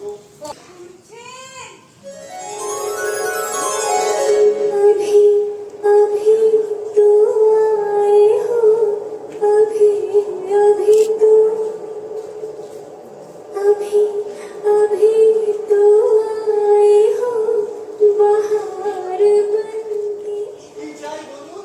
টিকিট, লটারি টিকিট ছাড়া আর কিছু পাওয়া যায় নাকি এই দোকানে? হ্যাঁ अभी अभी तो आए हो बहार बन के छाए हो। হ্যাঁ রে দাদা, এ তোর দোকানে নাকি একটা মেয়ে লটারি টিকিট কিনতে আসে? একটা কেন, কতই তো আছে। আমি অনেক মেয়ের কথা কইনি, আমি শম্পা হালদারের কথা কইছি। ধরমপুর স্কুলে পড়াই, ওইখানেই থাকি, আমি চিনি। এই দেখ খুদে তার কি নাম কি পেশা কোথায় থাকে। অতদিনে আমার নাম কি রে, নাম কি রে?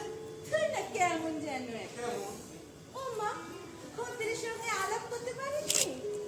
এই দেখো তো আলাপ করার মতো সময় আমার নেই।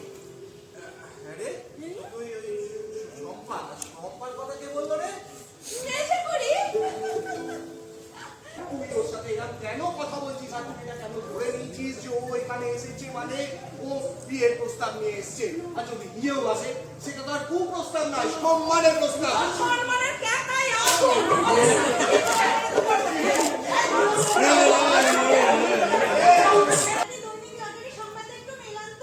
এ কি আপনি? মিলান না, আপনার তো দেখছি নেশা ধরে গেছে, রোজ লটারি টিকিট কাটছেন। যেটা নেশা জানা থাকে বলুন, মেলালে না হয়নি। দাদা আমি তোর ভাই। এ কি পুলিশ। মেজবাবু আপনি? ও ভেতরে ঘাপটি মেরেছিলিস? হ্যাঁ কখন থেকে ডাকছি, সারা দিচ্ছিলি না কেন? আগে শুনতে পাইনি যে। তা তো পাবি না, গান পেরোলে কলা দেখানো তো কুমিরের স্বভাব রে। উপকারী চরিত্র, তবে এত তাড়াতাড়ি ভুলে যাবি এ আমি আশা করিনি। আপনি এরকম করে বলছেন কেন? কি করেছি আমি? ও মেজো বাবু গো! আমরা গরিব বাড়ি আমার দাদা খুব ভালো মানুষ, কোনো অন্যায় করেনি, করতে পারে। এমন ট্যাপ ট্যাপ করে তাকিয়ে আছে, দেখো চোখ একদম কেটে দেবো, তোমার মতো সারাসারি মারতে কেটে দেবো। অমন করে ট্যাপ ট্যাপ করে তাকিয়ে দেখ, আর কিছু হয়নি তো মেজে খুঁড়ি। এই মেজে বাবু এই পাঠিয়ে দেখেছেন মেজে বাবু কেমন? ও মেজে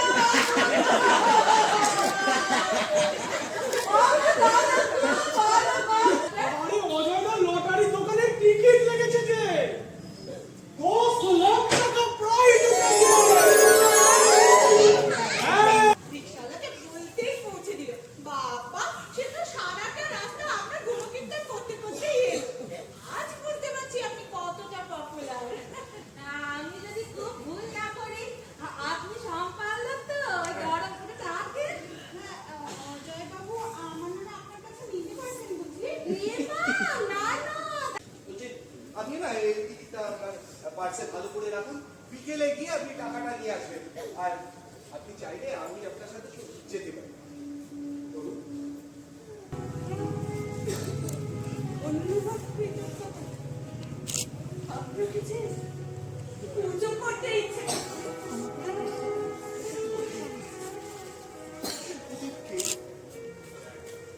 আপনার কোনো আত্মীয়?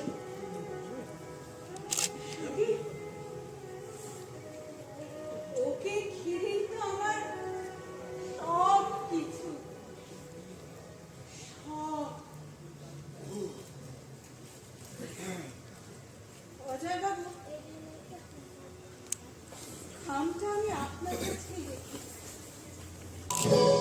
पास आइए कि हम नहीं आएंगे बार बार।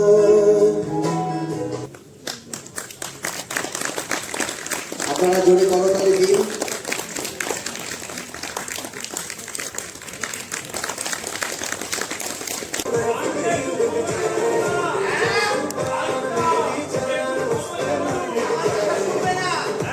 বলছি আমার কথা শুনবে না।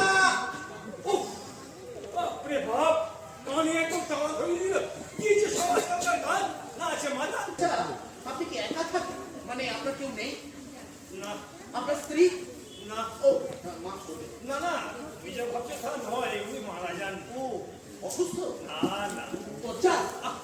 তুমি ভুল ভাবছো। কার সাথে পালিয়ে গেছে? কি সব জানা সেসব কোনো বিষয়ই নয়। আসলে আমি ও এতক্ষণে বুঝেছি, আপনি বোধহয় বিয়ে করেন। এতক্ষণে তুমি ঠিক কথাটা বুঝলে। এক মিনিট, ইনি কে? ইনি তো উনি। উনি? হ্যাঁ, আমার নিজ কাকির দুঃসম্পর্কের বলছি। ও ফ্ল্যাশব্যাক? তা আপনি কোথায়? আমি আমি আমি এই যে হ্যাঁ আপনি আপনার মনের কথা আমায় জানাতে হ্যাঁ। চান? বেশ তো, বলুন। আচ্ছা, আমি কি দেখে দেখে বলতে পারি? দেখে দেখে? হ্যাঁ, অনেক কথা তো যদি ভুলে যায় গুছিয়ে বলতে হবে, তাই লিখে এনেছি। এইটা লিস্ট। হ্যাঁ, লিস্টে লিস্ট। শোনো উজ্জ্বলা, তুই একটা চুরি ছাড়া গয়না করতে পারবে না।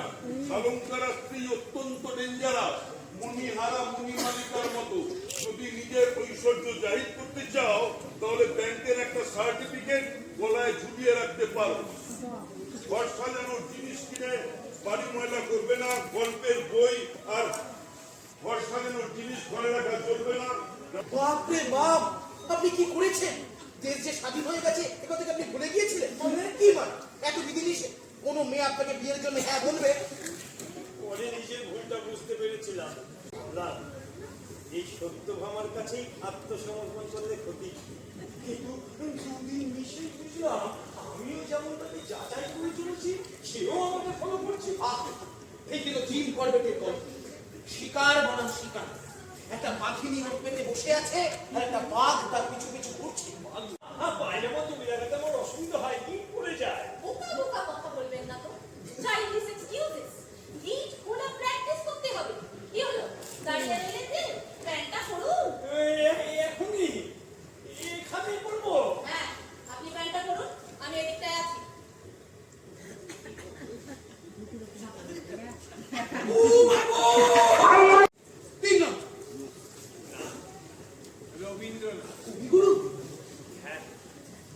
শেষের কবিতা। আমার বয়স তখন 50-এর কাছাকাছি। আমার বেশ কয়েকটা ফ্ল্যাট আছে, আমি আগেই বলেছি, সেগুলো আমি নিয়মিত ভাড়াও দিই। একদিন এক মহিলা এসে একটি ছোট্ট ফ্ল্যাট ভাড়া দিল। নাম কি আমার বিয়ে করতে রাজি আছো বাগেশ্রী? আপনি আমায় বিয়ে করবেন? এই, সত্যি বলছো? কবে বিয়ে করবেন? চলো এক্ষুনি। হ্যাঁ, অসম্ভবে। আমি আমার মা, দিদিমা, মাসি, 2 ভাই, 4 বোনকে এখানে এনে রাখবো। আমি আমার বাড়ি আমার বউকে দিচ্ছি, সেখানে বাজার বসে কি করে হবে? আমি পরে জানাবো। পরে নয়, লগ্নতে হয়ে যায়। লগ্ন পরে যার লগ্ন পরেও আসবে।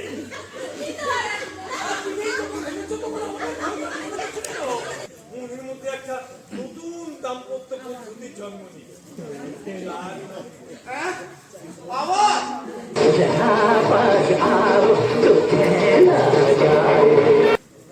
জীবনেও সঙ্গীর অভাব রয়েছে। স্বামী মারা গেছে, ছেলেও কাজে ব্যস্ত, কথাবার্তাও বিশেষ হয় না। মেয়েও একাকিত্বে ভুগছে। রাজি আছে, ছেলে রাজি হলে ফুল রাজি হয়ে যাবে। আপনার সবই অভিনব। দেখুন ছেলের সঙ্গে কথা বলে কি বলে। দেখতে বলছি। হ্যাঁ বলুন। তুমি তোমাকেই বলছি। আরে আমাকে তো বললেন, এবার ছেলেকে গিয়ে বলুন। তুমি তো ছেলে। আমার বাবা অমরকান্তি চন্দ্র আর আমার মা সাধনা চন্দ্র 20 বছর আগে গত হয়েছে। হ্যাঁ। মৃণালিনী খাস্তগি। ভগবান, আরে উনি আমার মা হতে যাবেন কেন? উনি আমার ল্যান্ডলেডি, আমার মালকি। আমি ওর বাড়িতে ভাড়া থাকি। প্রণবেশ কাকরাশি, মৃণালিনী বড়ুয়ার কলেজ জীবনের প্রেমিক ছিল। প্রথমে মা আপত্তি করলেও ছেলের জোড়াজুড়িতে মা সম্মত হয়। ছেলে মাকে বুঝিয়ে সুঝিয়ে এখান থেকে নিয়ে চলে গেছে।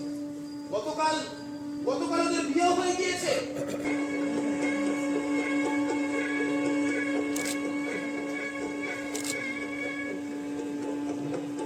দয়া করে নতুন কোন দাম্পত্য পদ্ধতি আর আবিষ্কার করতে যাবেন না। বেটার লাক নেক্সট বার। আচ্ছা আমি আসি। হ্যাঁ, আসি মানে? আচ্ছা সুশীল, তুমি এত কথা জানলে কি করে? যতই মামা বলে ডাকো, একজন ভাড়াটের পক্ষে এত কথা জানা তো সম্ভব নয়। অমলকান্তি চন্দ্র আর সাধনা চন্দ্র আমায় মানুষ করেছে। আমি তাদের পালিত সন্তান। আমার জন্মদাতা পিতামাতা হলেন প্রণবেশ কাকরাশি আর মৃণালিনী বড়ুয়া। আমরা সবাই আমাদের ল্যাবরেটরির গিনিপিগ অক্রুর বাবু। আপনারা জোরে করতালি দিন। আমরা উপভোগ করলাম উত্তরপাড়া উত্তরায়ণের নো অপশন।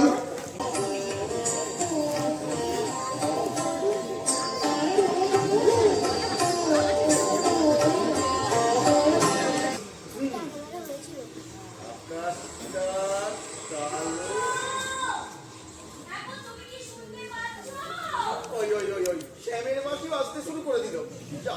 জ্বালা তুই একটু যদি শান্তি করে কোনো কাজ করা যায়। ভগবান তুমি আমায় কি পাল্লায় ফেলেছো? কি চাই? কি ব্যাপার? কি হয়েছে? এটা কি?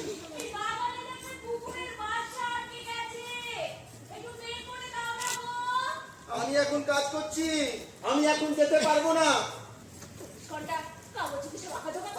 এই বাজে কথা বলবে না, একদম বাজে কথা বলবে না। মুটি রাখা চোখা নয়। কবিতা লিখছি আমি। এর পাড়ার পুজোর সুভেনিয়ারে আমায় কবিতা লিখতে হবে। ছেলেরা বলেছে বৃষ্টি নিয়ে কবিতা, বুঝেছ? বলো কি, ছেলেগুলোর মাথা ঠিক আছে তো? তোমার কবিতা লিখতে বলেছে? হ্যাঁ। আমায় দেখি তোমার দাসী বাড়ি গেলে হচ্ছে। ভুলে যাও, ভুলে যাও। উল্টো পাল্টা কথা বললেই না ওই নয়নি যখন প্রতিরোধ কমিটি থেকে মালতীকে চলে আসে, তখন বুঝবে কত ধানে কত চাল। এই তুমি চলে যাও। চলে যাও? চলে যাও মানে? আরে বাবা, চলে যাও মানে চলে যাও। এই তো লাইনে পেয়েছি। 30 বছর পর আমি তার স্ত্রীকে বলছি বাড়ি ছেড়ে চলে যাও। হ্যাঁ, জলটা তো মানসিক নির্যাতন। এই মানবীকে ব্যাপারটা জানাতেই হচ্ছে। কোথায়?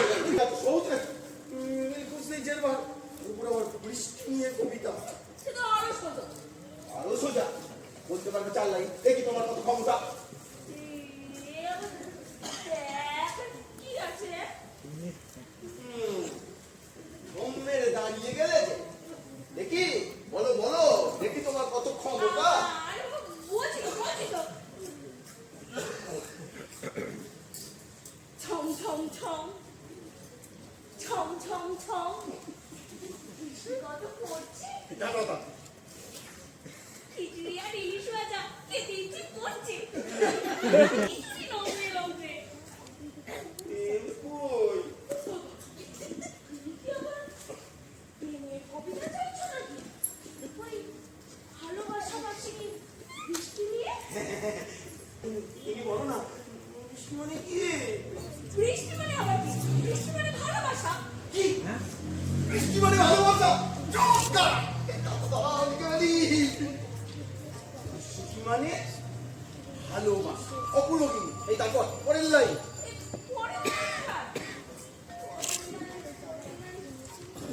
বৃষ্টি মানে কাছে আসা তুমি বলো না বলো বৃষ্টি মানে বৃষ্টি মানে তোমার আবার গভীর চোখে চাওয়া বৃষ্টি মানে খোলা জানালা পুরনো স্মৃতি ছাড়া বৃষ্টি মানে আদুরে উল্লাস তোমায় ছুটে বারো ব্যস্ত শহর থমকে দাঁড়ায় মেঘের চিঠি তার ঠিকানায় চলো সব হিসেব নিকেশ আজকে ভুলে যাও মহারানী এলে তোকে তো বই বই করে বারণ করেছে কিন্তু পুরো আসবি না আসবি তুই দুপুর বেলাই আসতে নিজের কাজে আসতে পারছিস না। দুপুরবেলা আসো না তো কখন আসো শুনি বেলা তো একটু বাসন ঘাটবো আমার শরীর কি শরীর না তোমরা শুধু আরাম করো মুখে যেন একবারে হয়ে পড়ছে তোমার যেদিকে কেন কাজে রেখেছে কে জানে? মুখে মুখে দাও একেবারে অনচল আমি যেন দু চোখে বেশি তো এই মানুষের অত মুখ আবার সহ্য হয় না। আমার মুখ সহ্য হয় না ছেলে আমার মুখ সহ্য করো কি করে সে তো দিন রাত ফরমাস করে যাচ্ছে সেগুলো সহ্য করে কি করে তোর জানার দরকার কি? আমার বৌমা আমায় ফরমাস করে কি না করে এটা আমি তোর জানা। বাজার করবে বাবা টাপুরকে স্কুল থেকে নিয়ে আসবে গরম বাস্কতে খাবার আছে খাইয়ে দেবে কি তোমার বৌমা বলে না সব কথা আর তোমার ছেলে সে তো একটাও কথা বলবে না দিনটা শুধু পড়ে থাকায় উচ্চে বসছে আমার ছেলে আমার দিকে তাকালো কি না তাকালো তাহলে তোর কি? তুই লোকের বাড়ি কাজ করিস সেই মতো থাক। কাজ করে বলেই তো কষ্ট কথা বলতে পারি গো বাবা ছোট লোক তো তাই আমাদের গায়ে কিছু লাগে না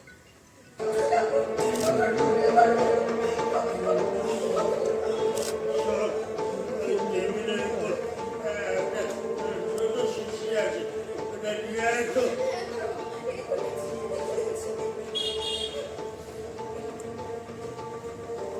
দেখ, এই সাদা সাদা বড়ি আছে আমাকে একটা দে তো।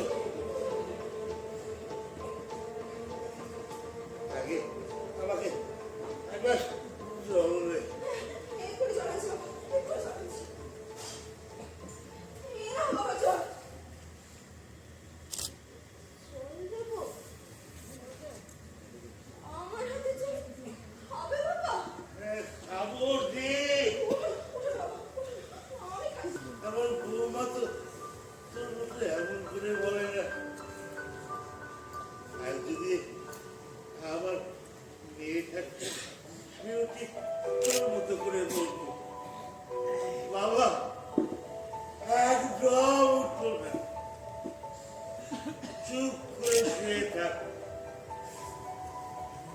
তুই আমার মেয়ে দুর্গা তুই সত্যি আমার মেয়ে। তুমি আমার নিয়ে বললে বাবা রোজ তুই আমায় চা করে দিবি আর আমি হাত দিয়ে চা করে খাবো না। শুরু হচ্ছে দ্য গ্রেট ন্যাশনাল সার্কাসের ম্যাটনি শো।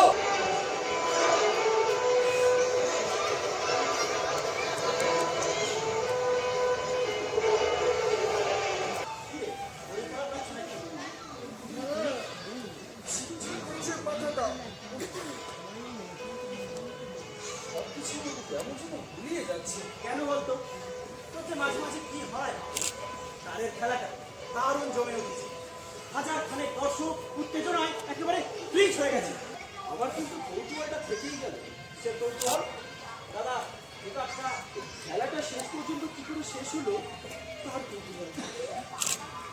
আচ্ছা, ওই যে মেয়েটা, ওই মেয়েটা 20 ফুট উঁচু সরু তারের উপর দিয়ে একদিক থেকে আরেকদিকে হেঁটে যাচ্ছে। এই তারের দিকে কিরকম ব্যবস্থা, একদিকে ভাঙা খাঁচা গাও গাও করে আগুন জ্বলছে, অন্যদিকে লেপ কম্বল তোষক ছড়ানো। আচ্ছা, তুই শেষ পর্যন্ত এই মেয়েটা করবে বলে তোর মনে হয়? কোন দিকে আবার লেপ তোষকের দিকে গিয়ে পড়বে না, ওই আগুনের দিকে পড়বে। এই সত্যজিৎ রায়, মৃণাল সেন, ঋত্বিক ঘটক, এরাও তো জীবনের অন্ধকার দিকগুলো তাদের শিল্পী পরিবেশন করেছে। কি হচ্ছে? অ্যাক্সিডেন্ট, মারাত্মক অ্যাক্সিডেন্ট হয়ে গেছে। মেয়েটা ওপর থেকে নিচে পড়ে গেছে। ওই নিচে থেকে যেখানে ভাঙা ভাঙা কাঁচ আর আগুন জ্বলছে। কি বলছেন? মারাত্মক চোট পেয়েছে। যে মেয়েটা আমাদের মনোরঞ্জনের জন্য প্রত্যেকদিন মৃত্যুকে হাতের মুঠোর মধ্যে নিয়ে ওইরকম ব্যালেন্সের খেলা দেখায়, এইরকম একটা মুহূর্তে সেই মেয়েটাকে দেখতে না যাতা বোধ হয় অপরাধ। আপনি কাঁদছেন কেন? মেয়েটি আপনার কে? আর কি হয়েছিল ঘটনাটা? আমি পুরো ঘটনাটা জানতে চাই, শুনতে চাই। যেদিন থেকে সরকার সার্কাসে জীবজন্তু নিয়ে খেলা দেখানোটা নিষিদ্ধ করে দিল, এই দিন থেকে আমাদেরও কপাল উঠল। আজ খেলা দেখাতে যায়নি, ওর শরীর খারাপ ছিল, ছুটি চেয়েছিল, মালিকের কোনো কথা শোনেনি, ওকে বাধ্য করেছিল খেলা দেখাতে।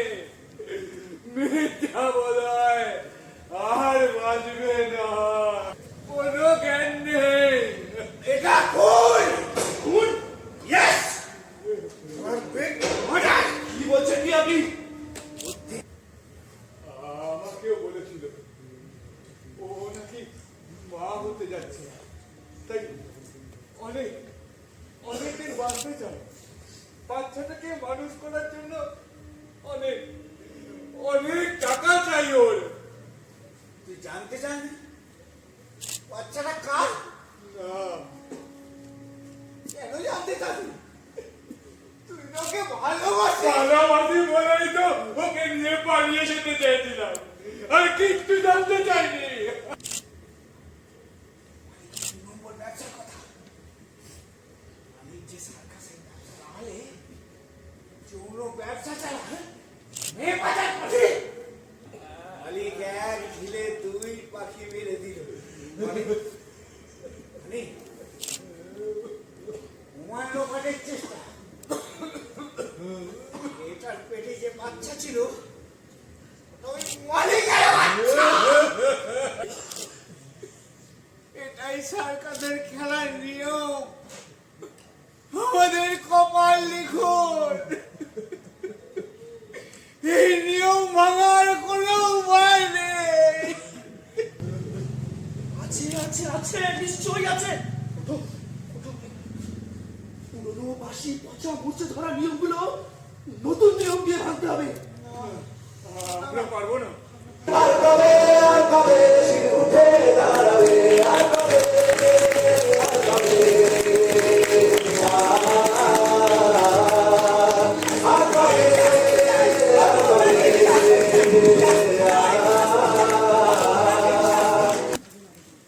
এই নাটকের নির্দেশক অরূপ কুমার দাস, তারপরে দেখবেন মানবী, সেই নাটকের নির্দেশক অরূপ কুমার দাস সঙ্গে অবশ্যই কাজ করেছেন, তার সঙ্গে আভাস ঘোষ আমাদের খুব বরিষ্ঠ অভিনেতা, এবং তৃতীয় নাটক আমাদের একদম সর্বকনিষ্ঠ নির্দেশক ব্যালেন্স অঙ্কিত কর্মকার। আপনারা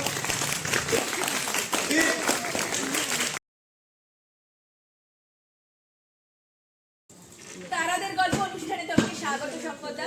ধন্যবাদ। আচ্ছা সম্পদা, তোমার কেমন লাগছে জাতীয় পুরস্কারের অ্যানাউন্সমেন্টটা শোনার পর? বেশ ভালো, কিন্তু এর আগেও আমি জাতীয় পুরস্কার পেয়েছি। রাইট, অঙ্গীকার। Absolutely right. And by the way, আপনি বাড়ির মধ্যে ঢুকলেন কি করে?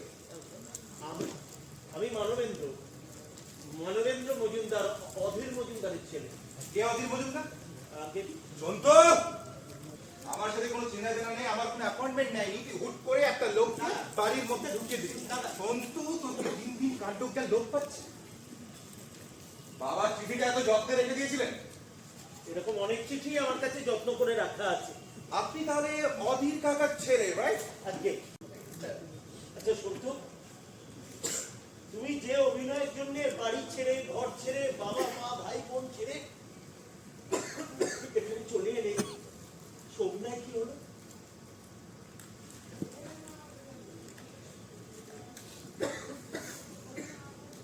ওটা ওটা ওটা আর আমার দ্বারা হবে না।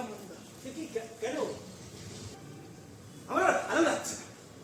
রোজকার এত ভিড়, এত ধুলো, আমার জাস্ট ভালো লাগছে না। তার মধ্যে সারা পাবলিকের আধিক্যতা। পাবলিকে এখন অটোগ্রাফ চায় না, জানি সবাই শুধু সেলফি তুলতে চায়, সেলফি।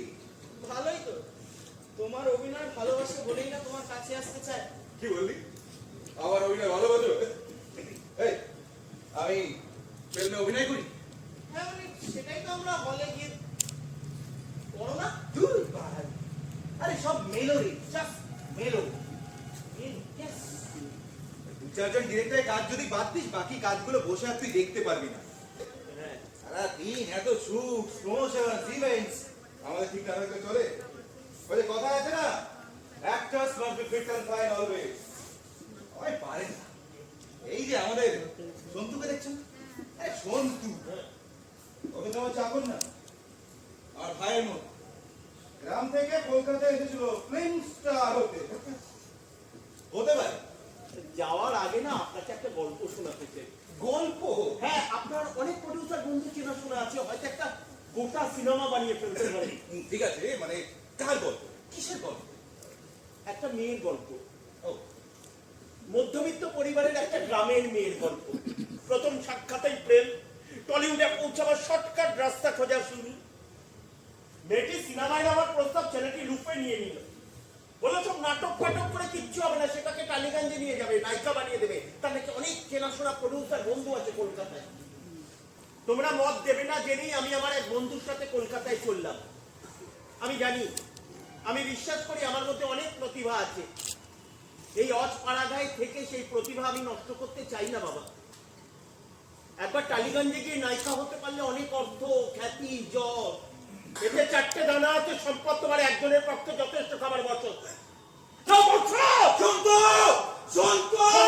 সকালের আগে উঠবে না সম্পদ, ওকে মিষ্টি সকালে কড়া ডোবের ঘুমের ওষুধ দিয়ে দিয়েছি। হ্যাঁ, আমি আমি আমি শ্রমিকের ভাটিয়ার বাগান বাড়িতে নিয়ে গেছি। ওর একটা প্রাইভেট পার্টি। কিন্তু বিশ্বাস করুন, সেদিন সন্ধ্যাবেলা না শ্রমিক প্রচুর ড্রিঙ্ক করে ফেলেছিল। তাই ভাটিয়া বললো যে আজকের রাতটা এখানে থেকে যায়, কাল সকালেও পৌঁছে দেবে। কিন্তু পরের দিন সকালে ভাটিয়া ফোন করে বললো যে শ্রমিক আর পাওয়া যাচ্ছে না। ধরো না হলেও সন্দেহ করবে, কিন্তু কোনো আজে বাজে কথা বলে মাথার খুলিকে খাড়ি উড়িয়ে বলো।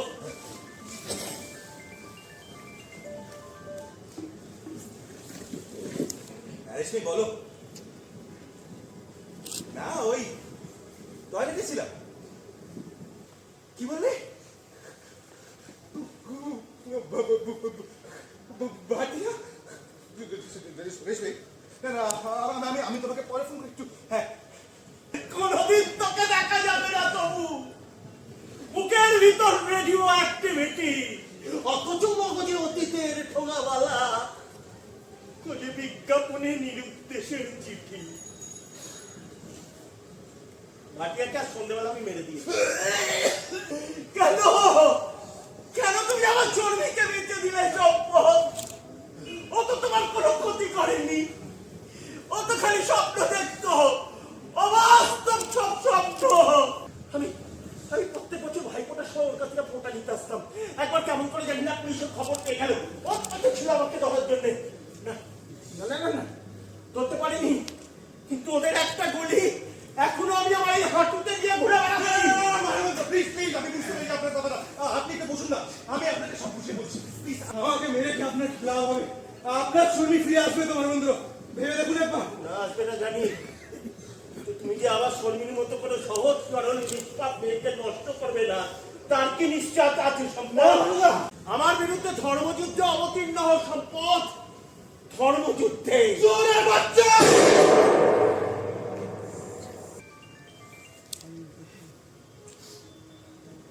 রেশমি, আমি মানবেন্দ্র বলছি।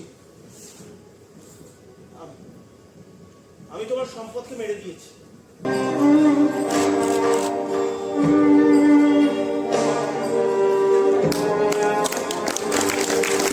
সকলেরা জোরে করতালি দিন। আমি যখন তুই সব ভুলে যা। কাল রাত্রে বললাম না ওই সুইমিং পুলের ব্যাপারটা, আরে ওইটাই তো একটা ফাইনাল হবে। এসডিও, এমএলএ, কাউন্সিলর সবাই আসবে, আর ওদের সামনে আমাকে একটা কমপ্লিট পরিকল্পনা তুলে ধরতে হবে। মেয়ে তোমার ওদের শিক্ষা দীক্ষা, ওটা বসা, পোশাক আশাক কোনো ব্যাপারে আমি কোনোদিন মন্তব্য করি না। তোমার কথাকে আমি চূড়ান্ত বলে মেনে নিয়েছি। এই ব্যাপারটা প্রায় হবে। পাঁচশো টাকার ভারটা তোমার উপরে রয়েছে। শোনো, আল্লাহ এখন মেয়ের সঙ্গে আলোচনা করে নিই, কিন্তু ভীষণ কথা। আমি একটা ঝামেলায় ফেসে গেছি সম্পা। আজ বিকেলে ক্লাবে যাবো বলে গাড়িটা বাড়িতে রাখতে গেছি, সবকিছু গুছিয়ে তুলতে গিয়ে দেখি গাড়ির পিছনে একটা সুটকেস। সুটকেস? কার? কার কি করে বলবো? তোমার গাড়িতে একটা সুটকেস, তুমি বলবে না যে আমার বাবা বলবে? আরে কি বলছি, অচিন্তা রাগ করবে না। দয়া করে বাপিকেও তো ভয় না করে বাপির মেয়েকে একটু ভয় করার চেষ্টা করো তো। যাও সুটকেসটা নিয়ে এসো। কি আছে? কি আছে? আমাকে দেখতেই হবে। হ্যাঁ হ্যাঁ, আমাকে খুলে দেখতেই হবে। আরেকটু অপেক্ষা করলে হতো না? যদি সুটকেসের মালিক খুঁজতে খুঁজতে এসে বাড়িয়ে পাচ্ছি। দিয়ে দেবো, তবু দেখে নিন আপনার সব জিনিস ঠিকঠাক আছে কিনা। ছবিতে দাও, বললো না। আজ বিকালবেলা আমি একটা অটো রিক্সায় উঠেছিলাম, আমার হাতে ছিল একটা সুটকেস। তারপর সেই সুটকেসটা না নিয়েই আমি অটো থেকে নেমে চলে যাই। আপনার সুটকেস? আচ্ছা দেখছি সব কিছু সুটকেস। হ্যাঁ হ্যাঁ, আমার সুটকেস। আসলে ওই সুটকেসটা না পেলে না। আচ্ছা আপনার সুটকেসটা কি কেমন দেখতেছিল বলুন তো? কি রঙের? ভাইয়া তো পড়া নেই, যা ভেতরে যা। আমি আপনাদের অ্যাকিউজ করছি না, মানে আমি বলতে চাইছি যে যদি আমি আপনার অটোতে উঠে থাকি, যদি আপনার ওটা চোখে পড়ে থাকে, যদি আপনি ওটাকে ফেরত দেন। আজকালকার দিনে সব মানুষের বড় অভাব। তাই তাই বলছিলাম কি, যদি ওটা পাওয়ার জন্য কিছু খরচ করতে রাজি থাকেন। খরচ? কি বলছেন আপনি? ওটা যদি কেউ আমাকে ফেরত দেয়, যে যা চাইবে আমি তাই দিতে রাজি আছি। আমি একটা বাজে গরমালে ফেসে গেছি কাকা। ফেসে গেছি আজ বিকেলে এক ভদ্রলোক আমার গাড়িতে একটা সুটকেস ফেলে গেছে। সুটকেস ফেলে গেছে? আচ্ছা, তারপর আমি সেটা দেখতে পাই গাড়িটা বাড়িতে রাখতে গিয়ে। ও আচ্ছা আচ্ছা আচ্ছা, তারপরেই তোমার মনে হলো যে এমন একটা ঘটনা সম্পাকে না বললেই নয়। সুটকেসের মালিক কিংসুক রায় এসেছিল। কি নাম বলে? কিংসুক রায়? আরে হ্যাঁ, ওই ছেলেটাই তো ক্লাবে গেছিল। ও তো একটা সুটকেসের কি সব কথাবার্তা বলছিল বটে। আর তারপর সম্পা তাকে সুটকেসটা ফেরত দেয়।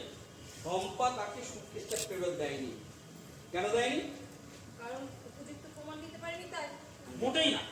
তুমি মনে করেছো এই সুযোগে যদি কিছু রোজগার করে নেওয়া যায়। যদি তাই হয় তাতে ক্ষতি কি? আস্তে আস্তে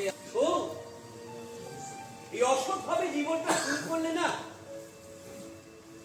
তো জীবন যুদ্ধের রকেট চাকাটা মাটিতে বসে যাবে মা। আচ্ছা, আমি বাবা হয়ে সেই কাজটা তোকে করতে দিতে পারি? আমার তো কোনো দায়ভার নেই। কি চেয়েছিলাম?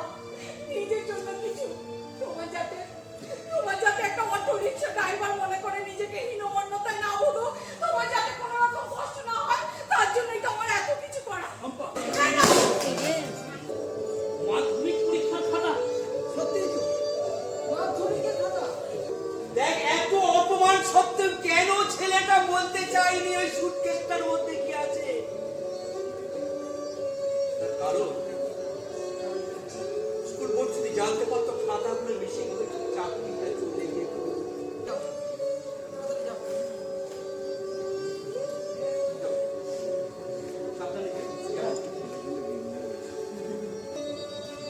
আমার ছেলে মেয়ে,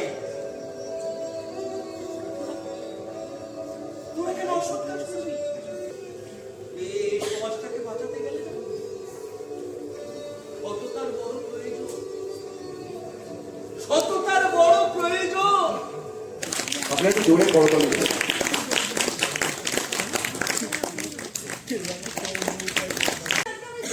করতে পারবো না।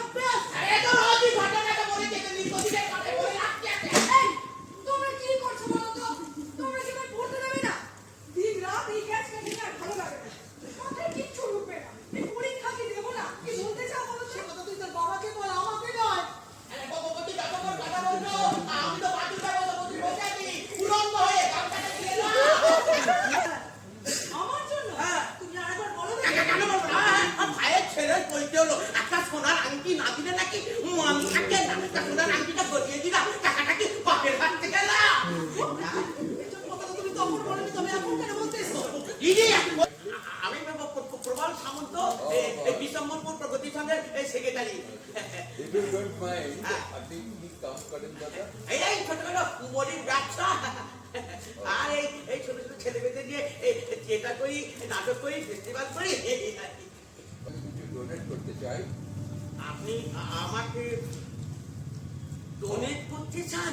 Just help by cash, selflessly. কেন আপনি আমাকে ডোনেট করেন, ক্যাশ হেল্প করতে চান? আপনি গ্রাউন্ড লেভেল থেকে কাম করছেন, কাটিলেও 25 ইয়ার্স আপনি দল চালাচ্ছেন। শুধু তাই না, আপনি ভালো একজন কলাকার আছেন, আমি আপনার অভিনয় দেখেছি। আমি সমস্ত কিছু আপনাকে সেট করে দিচ্ছি, প্যান কার্ড, আধার কার্ড, ভোটার কার্ড, বাস ফটাফট হিন্দি পেপারে সই করবেন, আর আধা ঘন্টা বাদে কনফার্মেশন আমি আপনাকে দিয়ে দেবো। আপনি যদি হ্যাঁ বলেন, হবেন হবেন, আধা ঘন্টা বাদ आपका लिंक करेगा। ঠিক আছে দাদা, আমি প্রথমে সব জেলাগুলো সবচেয়ে ভালো একটা প্রযোজনা করবো। অনেক দিনের স্বপ্ন, অনেক দিনের ছোট ছোট প্রযোজনা করি বলে আমাদের দলকে ঘৃণা করে। পাঠাবে না, এটাতে কিন্তু আমি প্রতারণার গন্ধ পাচ্ছি। বলছিলাম যে প্রভাসদা, বলছি যে একজন ডাক্তার এফআরসিএস লন্ডন, গুজরাটে বাড়ি আছে, বেনারসে দুটো হসপিটাল আছে, কলকাতায় দুটো পোস্টায় দুটো বাড়ি আছে, ডানকুনিতে তার জামাই চাইল্ড স্পেশালিস্ট আছে। এত কিছু সে আমাদের বলছে, সেটা ফ্রড হবে, অবিশ্বাস করবো কি করে? প্রভাস, তুমি একটু শান্ত হও। শোনো, মানুষ লোভের বসে কিন্তু ফাঁদে পা দিয়ে ফেলে। তোমার পেয়ে কিভাবে সমস্ত ডকুমেন্ট দেখেন পারি, ইমেলে তো সমস্ত ডকুমেন্ট পাঠিয়েছে, প্যান কার্ড, আধার কার্ড, সমস্ত ডকুমেন্ট পাঠিয়েছে। সেগুলো তোমার পেয়ে হতেই পারে। হ্যাঁ, তোমাকে ভিজিটিং কার্ড কিংবা লাইসেন্স দেখিয়েছে ওরা? না না না না, ব্যাপারটা একটু রহস্যময় তো বটে। আসলে কি বলতো, বাবা না বড় বোকা ছোটা মানুষ, ওকে সবচেয়ে বোকা বানিয়ে দেওয়া যায়। খালি মনে হয় মানুষটা যেন কোনো বিপদ না হয়। হ্যালো বুলকি, হ্যাঁ তুমি কোথায়? আমি কোবরাস। বাবা, গোবরা স্টেশনে কিছু হয়েছে? হ্যালো কাকা, আমি বুলকি। বুলটি, কি ব্যাপার রে? তুই এদিকে ফোন ফোন করিস না, আবার এত রাত্রে ফোন, কারো কিছু শরীর খারাপ করলো নাকি? আসলে সেরকম না, বাবাকে পাওয়া যাচ্ছে না কাকা। কি শুনেছো দিদি? আরে ঘটেছে, আরে বলছি ও যে টিভিতে দেখাচ্ছে আজকে রাতের খবরে গোবরা স্টেশনে কে যেন একটা কাটা পড়েছে। নামটা কমালি বলছে। কথাটা বলছি কখন ঘটেছে? আরে ওই তো সকাল 11টা দুপাং মেলে। কি বললে? সকাল 11টা? হ্যাঁ মা, সকাল 11টায় ঘটেছে। সকাল 11টা? তার মানে এই ঘটনাটা বাবার নাম? না না, আমি কি করলাম বলতো? আমি কি করলাম? চমৎকার মা। একজন বললো 1 কোটি টাকা দেবে, আর লোক সামলাতে পারবে না। একজনের জন্য ভাবলেও না, আমরা যাকে চিনি না, জানি না, যার ছবি পর্যন্ত দেখিনি, আষাঢ়ে গল্পের মতো শোনাচ্ছে না, আর তুমি ওই লোকটাকে বিশ্বাস করে বাবাকে পাঠিয়েও দিলে। লোভে তুই পা বাড়াচ্ছিস অজানা আশঙ্কার পথে। এখনো সময় আছে রে বোকা, ভাব, পা বাড়াবি, বাস্তবে ফিরে আসবি। পা বাড়াবি না বাস্তবে ফিরে আসবি? বাবা!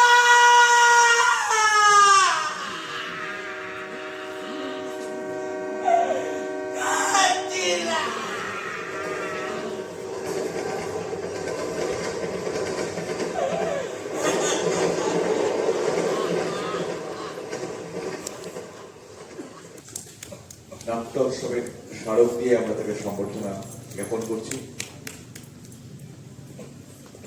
বলা যায় প্রদীপদা নিজের জীবনকে পুরো উৎসর্গ করেছেন নাটকের জন্য।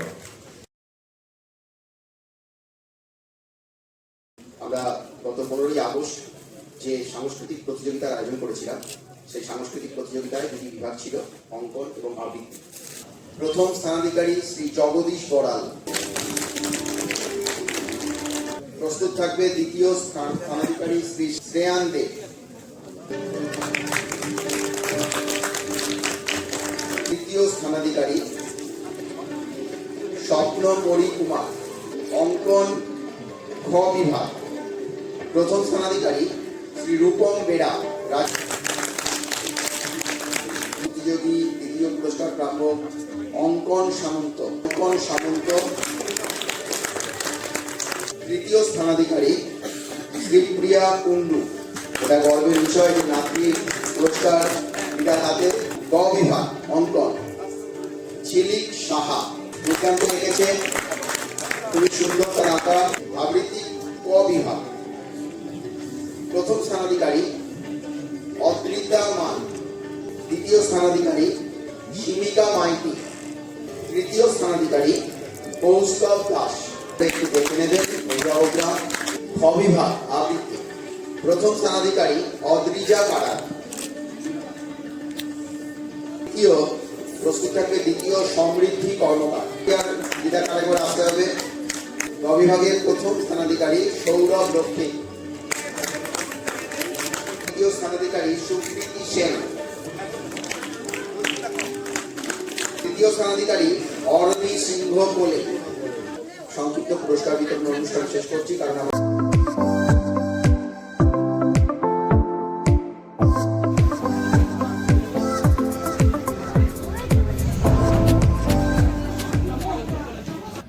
আমরা প্রতি বছরই, এবছরও যেমন আমরা 8 থেকে 12 এই 5 দিন ব্যাপী নাট্যমেলায় সামিল হয়েছি। হ্যাঁ, হরিপালবাসী এবং তৎসংলগ্ন জায়গার মানুষজন আমরা খুবই আনন্দের সঙ্গে থাকি যে কবে নাট্যপ্রহরী নাট্যমেলা আসবে, আমরা আবার নিজেদেরকে একটু সমৃদ্ধ করব, আমাদের ভাবনা চিন্তা এবং এমন রসের নাটকগুলো ওনারা নিয়ে আসেন যে সমাজের বিভিন্ন যে মানসিক দুর্বলতা এবং যে মানসিক উচ্ছ্বাস, শিক্ষা, এই সব কিছু নিয়ে এমন বিষয়ের নাটকগুলো আসে, পরপর বদলে বদলে যায়, তো সেগুলো আমাদের খুব আকৃষ্ট করে। এটা যারা এখনো পর্যন্ত এই সংস্কৃতির আঙিনায় আমাদের এখনো এইটার বাদে অন্য কিছুর মধ্যে আমরা আনন্দ পাই না, তাদের জন্য অন্তত এইটুকু ব্যবস্থা তারা ভাবছে এবং করছে ব্যবস্থাপনা, তার জন্য নাট্যপ্রহরীকে আমাদের ধন্যবাদ। নাট্যপ্রহরীকে ধন্যবাদ। প্রত্যেক বছরই হয়, দেখেছি গত বছরও আমরা এসেছি, প্রত্যেক দিন এসেছি। আপনাদের যেভাবে ডেকোরেশন বা মঞ্চ যে প্রেক্ষাগৃহ যে এত সুন্দরভাবে একটা পরিকল্পনাভাবে যে আপনারা করেন, যে আপনাদের সমস্ত কিছু আলো, তারপরে তো সাউন্ড, সমস্ত ব্যাপারটাই খুব ইউনিক এবং খুব সুন্দর, এবং বাইরেটাও খুব এত সুন্দর সাজানো যে এলেই একটা মন ভরে ওঠে যেন। আমাদেরকে যেভাবে সমৃদ্ধ করছে, এটাই আমাদের কাছে খুব প্রাপ্তি। সবই তো ভালো হয়েছে, আর কি বলবো। আচ্ছা ঠিক আছে, সবই ভালো হয়েছে, খুবই ভালো, মানে ভালো লেগেছে খুবই। আমরা এরকমই বছর বছর এরকম নাটক দেখতে চাই। আমার বিশেষত খুবই ভালো লেগেছে নাটকগুলি, এবং এই যে আয়োজন খুবই সুন্দর ছিল, যে মানে একটা নাটককে যে উপস্থাপনা করার যে ধরনটা আমার খুবই ভালো লেগেছে। ধন্যবাদ।